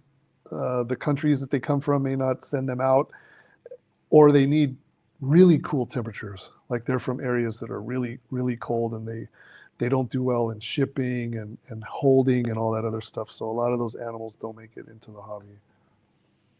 Got But it. Carinata is the big one. That's the most impressive one. Cool. Um, Another group of species I'm just curious about. Are you ever able to get your hands on the Colugnathus genus, the I guess the trinket snakes? Yeah, yeah, yeah. Yeah. Here and there, they do come in. I don't like ordering them in as wild caught because they in Indonesia, if something has a low value, especially if it's just a normal of whatever and it's a low value snake, the handling usually along the way is not it's not good. The handling and the holding is not it's just not done the same. Like if you compare, you know, the way like a one a flavolineatus or something is being handled compared to like a Bolin's python being handled. They're not being handled along the way the same. You know what I mean? One's worth a lot of Right. money, one's not worth that much money. So the expensive one is going to go into like this really nice cage or whatever, and the low value one is going to go out back in that outdoor holding cage or whatever. And so they're they're a little bit tricky when you get them in as wild caught, like wild caught adults.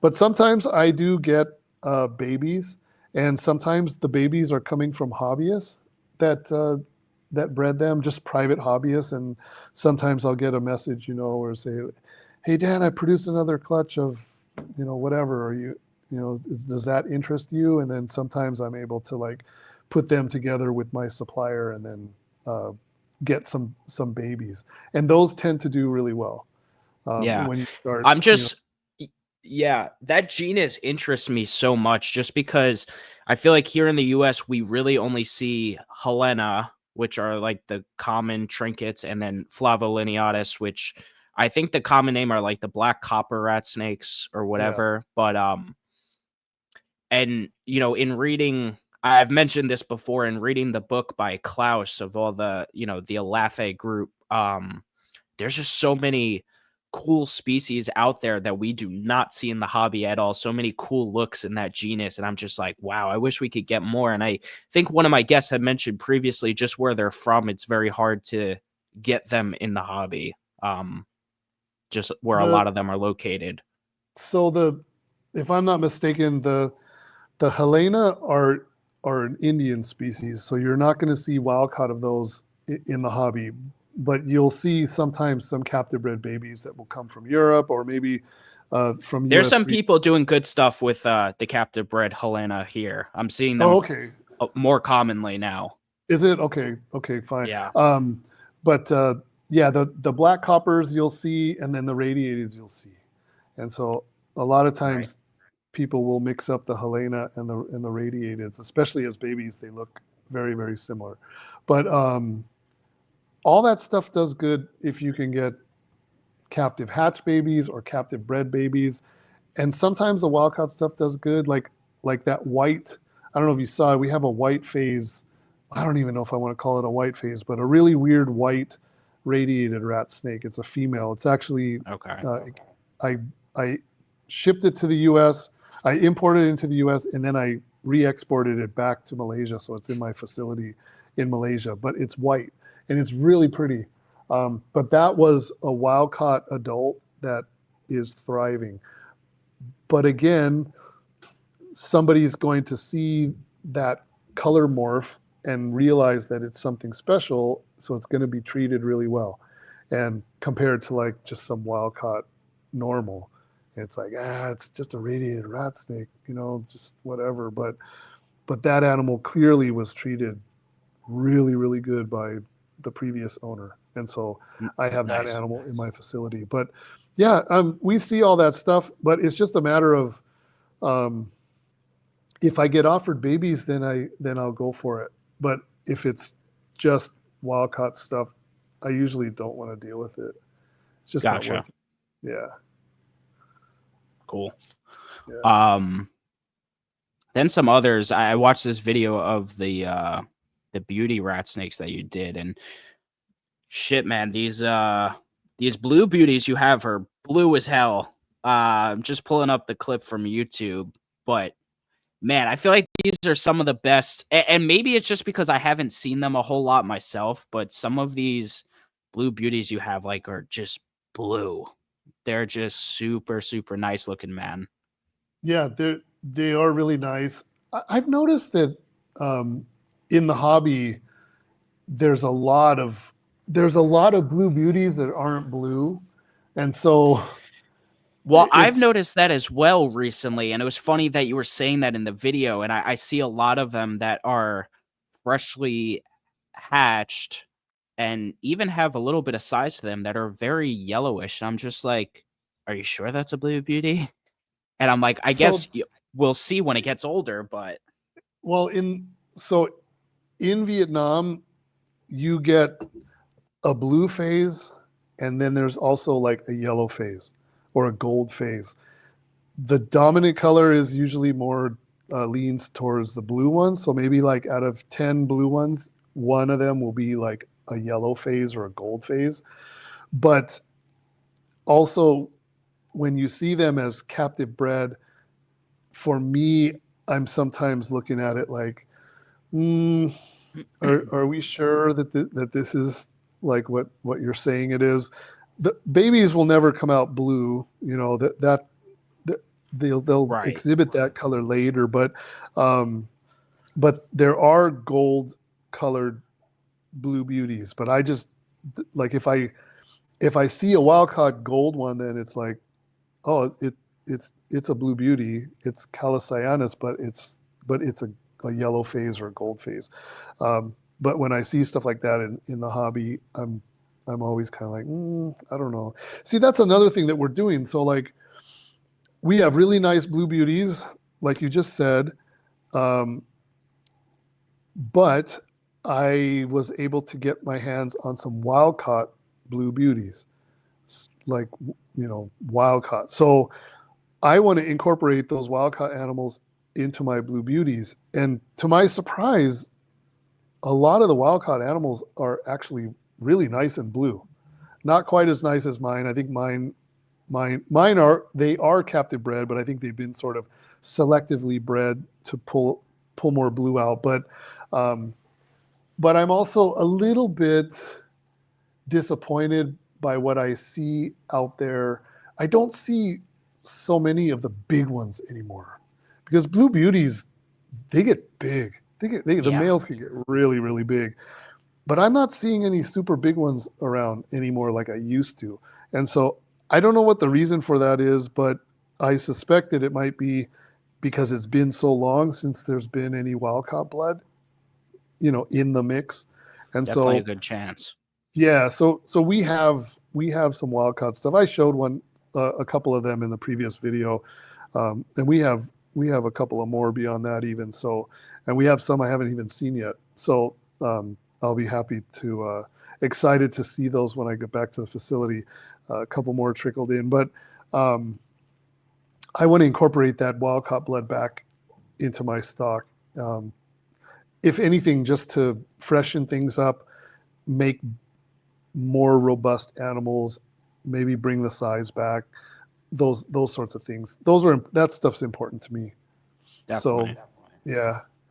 Yeah, and like I said in the video too, like I'm not like poo-pooing on anybody, but I'm trying to tell people, ask for pictures of the adults. Like, it's really important. It especially with those, with anything that doesn't look like it will as an adult. Like, ask for pictures of the parents. I experienced it myself.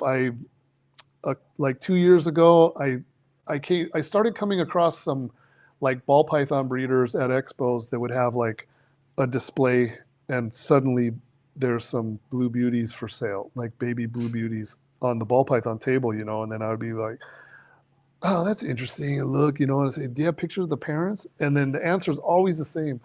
No, I got these from a guy who got them from another guy, and like nobody could show pictures of the parents. And so I just tell people, if you're buying them from somebody, ask for pictures of the adults. Right. If you like the way the adults look, then there's a really, really good chance that those babies are going to look like the adults, and that's it. It's the same with dogs and whatever else. You want to see the parental stock, and so I think it's really important. So just ask. They should, unless they show you pictures of my. I'm sure that happens too. People show you pictures of mine or something else and go, oh, it's these. Yeah. How much time do you have left? I want to be conscious of your time. Oh, I'm good. I'm okay. Okay. Yeah.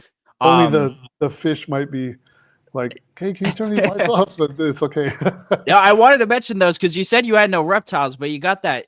There is a turtle in there, right? Yeah, Behind there's you? a fly river, and there's a leucistic gar. Those two animals. Yeah, that is what it is. They're headed to the pond. They're actually, we just had a well built, dug, drilled next to our pond so we can get more water into the pond right now during the dry season. So these guys are going to the pond as soon as that thing is all set up. Normally this fish tank, we have like a lot of small stuff, like cruising back and forth, and we sit at this table, we eat dinner, and we watch the fish. Like, it's really relaxing, but it's kind of boring because we just have, there's some small stuff in there, but those are the two main ones, and we're very limited what we can put in there because that tank is 10 feet long, and that gar is like probably pushing like 18 inches. So we can't put any like small fish in there. So he needs to go to the pond. I don't think I've ever seen a leucistic gar. I was in, I've said it before. I worked at a exotic pet store for a while where I would say it was mostly aquatics, and then we had reptiles and other stuff too, but a lot of aquatics. And I've never seen a leucistic gar, so that's super cool. They're pretty common over here. Okay. Thailand, especially Bangkok, that's like the global hub for fish. Yep. Asia, I know, is on point with their fish. So yeah. So every time when we pass through that area, we have a condo in Bangkok, and so whenever we're down there, we always have to go to the fish market, and then sometimes when we have the accommodations, we'll go on a shopping spree, and a lot and stuff is cheap. It's inexpensive, so it's so tempting. There's so much cool stuff. Oh yeah, cool, man. Um, some other highlights we kind of briefly passed over them. The Boega though, you're doing a lot with those guys. There's a lot of different species. I know a lot of them kind of look similar, but there's differences between them. Like I said, I had Patrick Holmes on a few weeks ago who was showing us the different species and stuff. And I know you got some interesting things working. Yeah, you want to talk about what you have Boega wise a little bit? Yeah, sure. What do we have? We have diversions. That's the blue one. We have a lot of fasciata. We have Synodon, leucistic. There's a T positive one. We have patternless, normals, melanistic, all Synodon stuff. Our melanota, actually, Patrick got some melanota from us, also some Gemma-cincta, but our melanota, we tend to work with like the aberrant stuff. So we like the stripy ones and the things that have the funky patterns. The one thing that for me is the most exciting is we have a black-eyed cyanea, which is a very small locality specific. It's a wide. I just watched the video where you had that. Yeah. It's a wide-ranging species. Several countries that they come from, but there's just one little pocket, and they have the black eyes, very different. And I actually have already submitted some. Well, at first I submitted skin samples, but the last thing I submitted was a tail segment from an animal that died in the facility, unfortunately, and we had the animal frozen. So I in my shipment declared on the paperwork, because it's an animal sample, so we had to put Boega cyanea on the paperwork just so we wouldn't get in trouble, because it's an animal part. But it was just a little tail segment, and that's already been submitted and received, and I'm just waiting for this university professor to do the DNA work on it. And somebody here is also has also taken some animals and done some research on them. So I don't know if they're going to qualify as a new species or not, but I just, out of curiosity, started taking some photos of headshots, the top of the head, and comparing the scalation. And I found some drastic differences when I compared them to other cyanea, both my normal cyanea, my regular cyanea, and pictures from the internet of cyanea from like iNaturalist, from ones that came from like this country, that country, whatever. And I saw some pretty big differences in the scalation on the head. So I was like, well, that's a start. There are normal differences in scalation sometimes within a species, but these were pretty drastic. And I was like, well, it's a start. Better than them being identical, because then you're kind of like, well, that's the same. So I don't know, but that's the one that I'm most excited about. So we have a small little group of animals. Finally, we have males and females. So maybe I can produce some babies and let the academics be kind of working on things in the background, and maybe it'll end up being a different species. I don't know, which would then make things much easier for me to export, because it's now a new species that's not protected until that's not declared anything. Yeah. Before they the database catches up to it, so we could send those out as the new thing that they are, if that happens. So that would be cool. But Boega I really like them. I've always liked them. They have like kind of a menacing, sinister look to them. They're not all friendly, but I just like them. Very prolific, usually pretty easy to breed. Just need lots of food and healthy animals and that. And so just something that we've, for keepers, some people are really good at stuff for some reason and really bad at other things. And for some reason, Boiga to me have always just been really simple. I don't know why that is. And then Yeah. other animals maybe like super difficult. And this guy over here is killing it with the animals that I can't get to produce. And then maybe I'm killing it over here with stuff that he can't get to go for him. So Boiga have always like come easy for us. I don't know why that is, but it's something that I see in the hobby a lot. Some people just Yeah. excel at stuff for whatever reason, but no, they're cool. I really like them a lot. There's a Yeah, they're lot of beautiful for species. sure. Yeah, yeah. And it used to be sort of my venomous fix in a way because they kind of look, the way they act and the way Yeah. they look and stuff. Um, but now I'm getting my venomous fix with real venomous, So, Yeah. but but no, they're cool. I still like them a lot. I still have a lot in my facility. Nice. Yeah. Um, have you had your I assume you have. Have you been working with Gonyosoma jansenii at all? Yeah, a little bit in the facility. Uh, we didn't have good luck. We had some Jansenii for. They were in the first group that I sent to the facility, and they were doing good, but they didn't breed for us. They were just wild caught adults, and I think they were kind of on the older side. And then just Okay. due to like natural attrition, we just kind of lost one, and then lost another one. The black Jansenii we had horrible luck with, and I don't know why. Uh, Really? I sourced some animals from two different sources, and then my partner sourced a bunch of animals on his own. And the animals would do great for a while, and then they would just start dropping. I don't know why. I have no idea. Just animals that just seem to be thriving, eating every week, and then just all of a sudden, just little by little, we we lost a lot of animals, and that is when they were very expensive. Damn. That was a huge loss to us. So, um, yeah, so we're not working with those now, but Okay. we were. I mean, it's in theory, it's just another Gonyosoma with a different paint job. Yeah. But I don't know why. It's something about those black ones for us. They just didn't do well. And again, we're keeping them in our facility too. So um, the AC, the temperatures, I don't know. I don't know what the issue was, but it's not typical keeping like I keep in the U.S. with supplemental heat and that sort of stuff. So I don't know. I'm not sure. I have no idea what went wrong with those, but we're not working with those. Not after that. Not after that experience. Yeah. I gotcha. No Yeah. problem.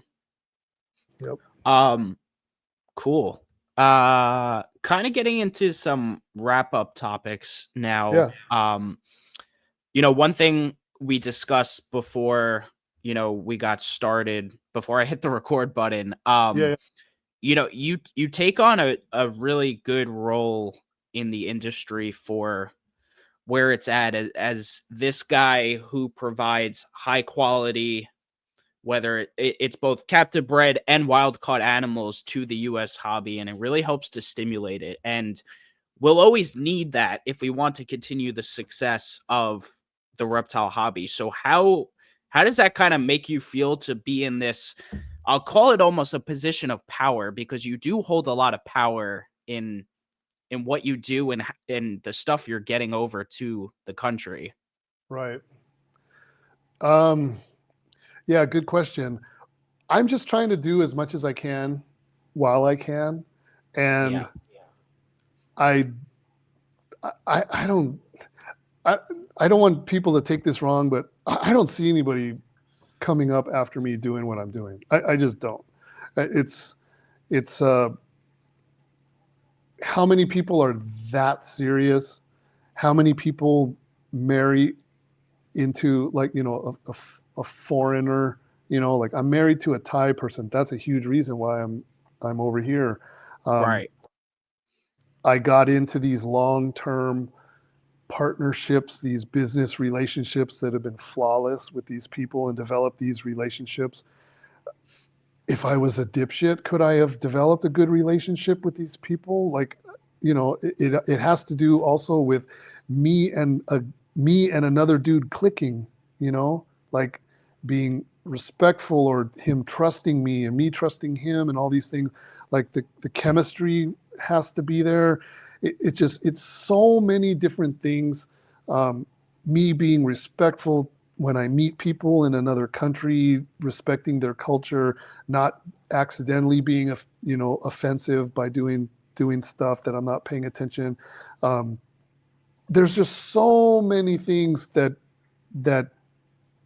came into play for me to like get into this spot. And so I don't know. It's weird. I don't see. I hear other people, especially now because of politics, right? Everyone's like, I'm moving out of the U.S. I'm doing this. I'm doing that, and it's like, no, you're not. Let me see. Like I'll wait. I'm not gonna hold my breath, but I'll wait and see. Okay, you're gonna be a digital nomad. You're gonna do this. You're gonna do that. You just had a GoFundMe 6 months ago because your dog was sick or whatever. So like, it's. I don't know if there's anybody that that's going to come and take my place. I'm not trying to. Like, I would love it if somebody could continue on. But the reality of it is this is real life. Like this is. I busted my ass at a job. I got myself a pension. I'm. Like I worked really hard outside of reptiles and inside of reptiles to get into this position. And so I'm just so deep into reptiles that I'm forging ahead and like doing some really cool stuff. But whether or not somebody is going to be able to follow in my footsteps, I don't know. A lot of people can say they're going to do it, but well, I have an interesting question for you with that said. Yeah. So what if some crazy MFer was like, Dan, I want to come to your facility and I want to learn everything so that eventually what you have going on doesn't come to a screeching halt and you could pass this along to someone. What would you say to that? That's interesting, because I can tell you right now, as soon as I go to my partner and say, hey, this guy wants to come into the facility, because my partner has this like super strict rule where he's like, okay, there's only 3 people setting foot inside the facility, and it's you and it's me and it's our manager, and like that's it. And so I don't know. I mean, I suppose it could happen, but I also need to click with somebody. I need to see some potential in somebody, because my supplier, my partner over there, is about 10 years younger than I am. So if I pulled somebody into the mix, they would also need to click with my partner and eventually be his partner. And, I would need to see some, like, I need to see honesty. I need to see transparency. I need to see some financial backing. I need, like that kind of stuff. Yeah. So I don't know. And listen, I'm just asking this as a fun question. Yeah, no, I get it. I get it. I totally get it. I do have people that they want me to mentor them and all these things. Will you teach me how to do importing? Will you teach me to do this? Teach me to do that? And it's kind of like, oh, do you have the money? Do you have the wherewithal? Do you have the ability to distribute? Do you have a place to park animals? Do you have a reputation? Do you have a brand? Like there's so many things. Like I don't know. I have a feeling. I don't even know if my wife will continue on with it. Like what if I kick the bucket, and then like I'm always telling my wife, I'm like, look, there's a lot going on in the facility. Those animals are our animals in there. And if something happens to me, continue on, like continue working with our partner and like continue on with it. But I don't even know if she's willing to like continue on, I don't want to like force her into doing something that she doesn't want to do or whatever. So I don't know. I'm not sure. It's an interesting question, but yeah, I don't know. I don't know, Okay. man. Yeah. No, that's cool. Yeah. Um, Awesome. Well, kind of like my questions that I ask everyone. You've been doing this for a very long time. Obviously, as we discussed, you picked up everything and you moved to Thailand. Like, you live here now, but like, what's the big motivator for what keeps you going with the reptiles? What keeps that fire burning, that passion going? Part of it is I my goal, my personal goal is to continue putting brand new species into the hobby. And it goes back a little further even. So I hate to sound like everybody else, but like I always hear all these YouTubers and all these like reptile enthusiasts going, Brian Barczyk was the reason that I started my channel, or Brian Barczyk was the reason I started breeding ball pythons, or whatever the case may be. Brian Barczyk was the reason that I started my YouTube channel because I was really frustrated that that guy and others were not shedding any sort of attention on all the stuff that I was working with. Yeah. Like so by him doing what he did and in the way that he did it, that did also cause me, just like other people, to start doing YouTube. And so I've been doing YouTube for a long time. And so um, that is also a thing that drives me, because I have a video that actually, well, by the time you put this video out, it'll already be out for a couple weeks. Okay. But Cool. as of right now, I think it just dropped 15 minutes ago, and I'm talking about the very thing that I'm talking about right now, and it's like I continue putting those videos out because there's still hundreds, if not thousands, of people out there pushing YouTube videos on ball pythons, like Right. over and over and over again. And there's more people now showing scrub pythons and boiga and all that stuff, but it pales in comparison to what's out there. And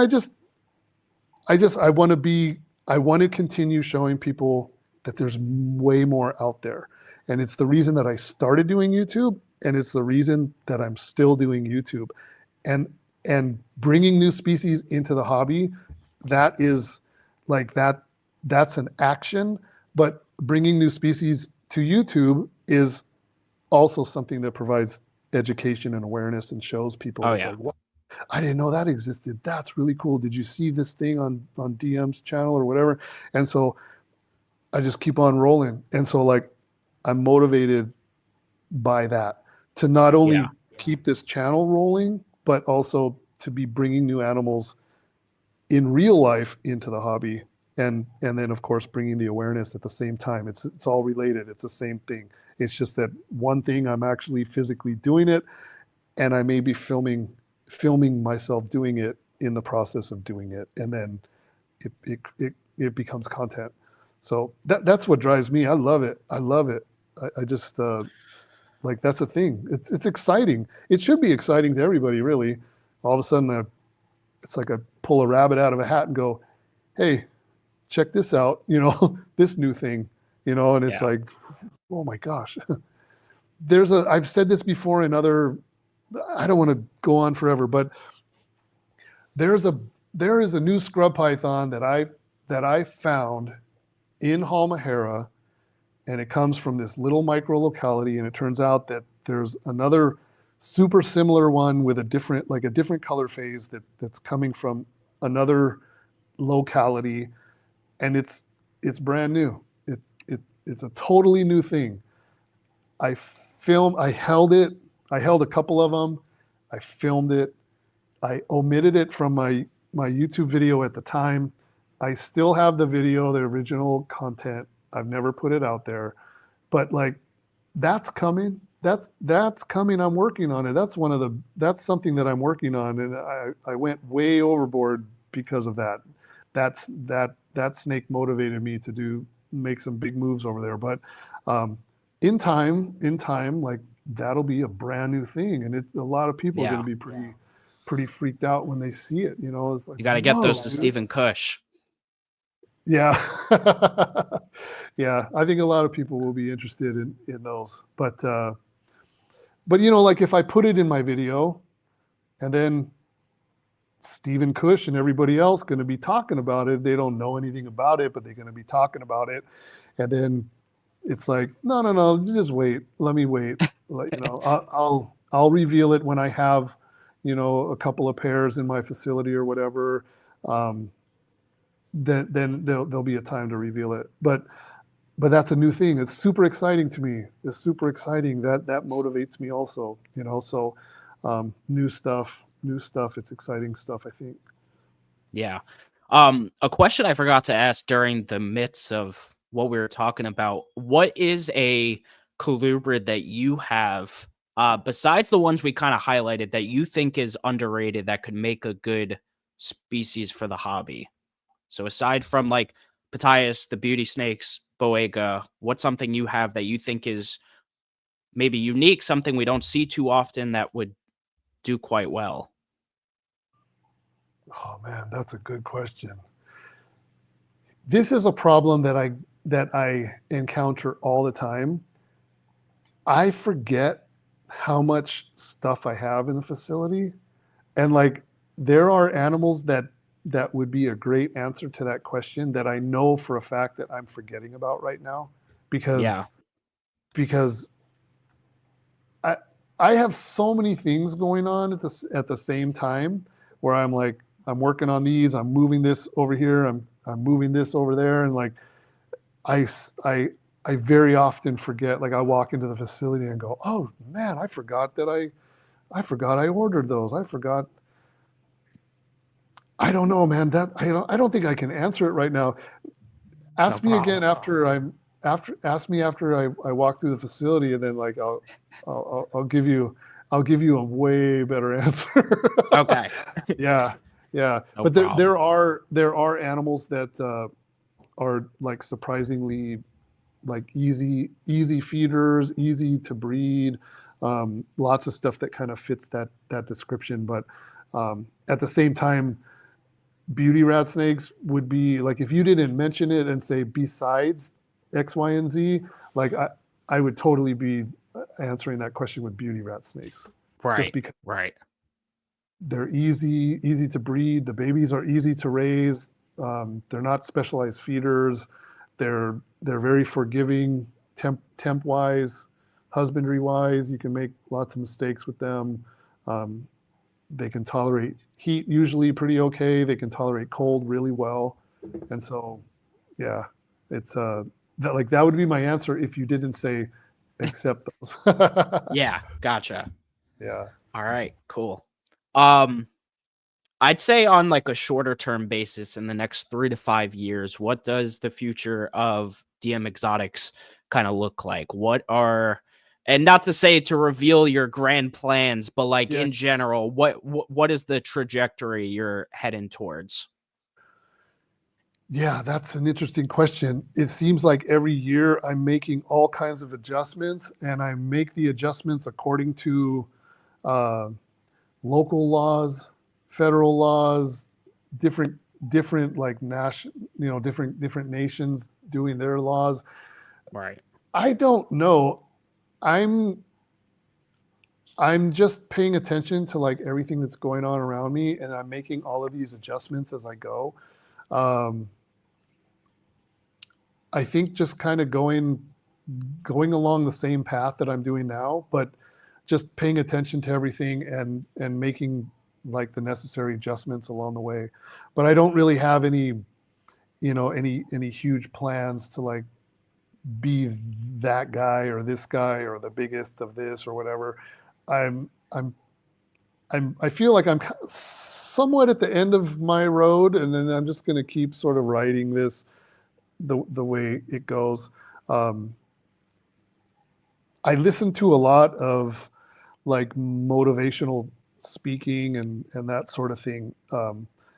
Athletes and entrepreneurs and all that stuff. I just like I just gobble that stuff up, and but the difference is when I listen to it, it motivates me, but I sort of identify with it because already done a lot of that stuff. And Yeah. so it just it rings true with me rather than me going, oh yeah, I need to start getting up earlier. I need to do this. It's like, dude, I got up at 3:30 every morning to go hit the gym before work for like 15 years at least, right? So it's like, don't Yeah. tell me about, wake up earlier and do all that stuff. So I did all that stuff, right? So I'm kind of like at the end. I'm at the end of my of the road, so to speak. But I'm just kind of like writing it out now and Yeah. seeing, can I, like, what can I do a little bit better? Like, can I now what can I do? What can I leverage? What can I do now?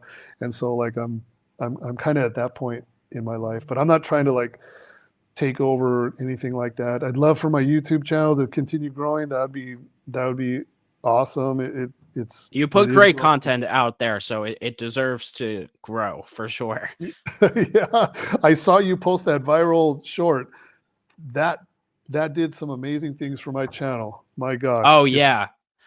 I it's saw that almost a video when it originally came out, I yeah believe. Yeah. that yeah 40 almost 44 million views. Wow. That thing that really got my channel a lot of exposure. It was really good for me. It's still very good for me. I think last night it was viewed over 4,000 views per hour, like at some point during the night. So it's Yeah. still very much alive and well. So yeah, but no, just keep on going. Just keep forging ahead and doing all my stuff. Awesome. Yep. And kind of like my last and final question here. What would you say to someone, maybe they're a first-time reptile keeper or they've kept other species before, but really what's the elevator pitch for colubrids? It's like, why colubrids if you're trying to recommend a species to someone? I know you keep a lot, we'll just keep it broad to colubrids, but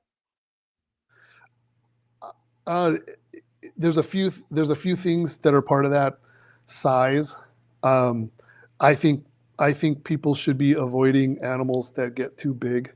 I think they're problematic in many ways. I like them. That's great, but like if you're going to work with something, you're going to try to breed something, you're going to try to make something out of it. I think stuff that gets too big, like reticulated pythons, as an example, um, it's I think it's not the right direction to go. I think colubrids definitely have a leg up on stuff like that because it's a manageable size, um, not non-venomous, right? I mean, there's rear fang stuff, but you could toss that in there as an argument, just right. it's harmless. Uh, Most colubrids, especially U.S. native colubrids, easy to keep temperature-wise. Husbandry is easy, super forgiving, usually pretty docile, easy to feed, easy to source rodents for a lot of that stuff. Um, and it's not a ball python. It's not like a super saturated market, depending on what you choose. And it depends what you choose, the reasons that you choose something, because I think corn snakes, right now, wholesale corn snakes are down about the $12 each right now, like mixed morph. And so it's like, well, if you're looking to get into colubrids because you want to breed, I would maybe set your sights on something that's going to have a little more bang for your buck. But the bottom line is, I always tell people, I thought you were asking this question, but then you changed it at the end. But Oh, work with what you like, and of course, do your research and know the reasons why you're going to get into something. If you want to breed something because you want to breed it, you want to try to do it as a business, or whatever, but try to find something that maybe ticks all those boxes, but it's something that you like. Because if it's something that you don't like, you're not going to like weather the storm. It's just not, you're going to jump, you're going to waste your time and then probably raise it right until it's ready to breed, and then you're going to be like, I'm out, I'm jumping to the next thing or whatever. So right. but I think colubrids have a lot of benefits, but definitely avoid all that big stuff. I like it. I've worked with all that big stuff, but I just don't think that's the place to be right now. I just don't. More manageable. And there's a lot of I hate to sound like I'm bashing on ball pythons, but there's a lot of people with ball python racks, and they gave away their collection or whatever, and they're looking for something to put into those racks, and a lot of times colubrids are great. They're a great fit. They go right into your ball python rack. So I don't know, but yeah, just make sure you're into whatever it is. I think that's the main thing. Yeah, definitely. Well, this has been a fantastic episode, man. I really appreciate you coming on and being here, and I'm sure the audience is gonna appreciate this episode as well, hearing from you. Talk about colubrids. Like I said, I've heard you do a lot of podcasts regarding pythons, like green trees, retic scrubs, stuff like that. So I'm sure people are gonna want to hear about the colubrid kind of side of things. Yeah. On your end, and where everyone can find you, it's dmexotics.com, DM Exotics on YouTube, DM Exotics on Instagram. Yep. Okay. Yeah, exactly. All that's going to be in the description below. So anyone who's watching this and wants to stay up to date with what Dan's got going on, just go to those three, things: YouTube, Instagram, his website. And the website is where you post your lists of what's going to be on like the next shipments, correct? I do. Our Patreon gets the list first, usually like a week or two ahead of the general public. But that stuff will go to the website eventually. I also have DM Exotics Facebook and a Dan Mulleary Facebook, but I don't post a whole lot on Facebook because Facebook doesn't allow animal sales, so it makes no sense to me. Like build a platform, like build a following on a platform that is anti-animal sales doesn't make sense to me. So I'm doing the website, I'm doing YouTube, a little bit of Instagram, but the website and YouTube are the main places. Cool. All right. Awesome, man. So yeah, everyone go follow Dan. But yeah, I'm gonna throw you in the background, Dan. Thank you so much for being here. I'm just gonna run this quick outro and we'll talk after. Yeah, for sure. Thank you very much. No problem.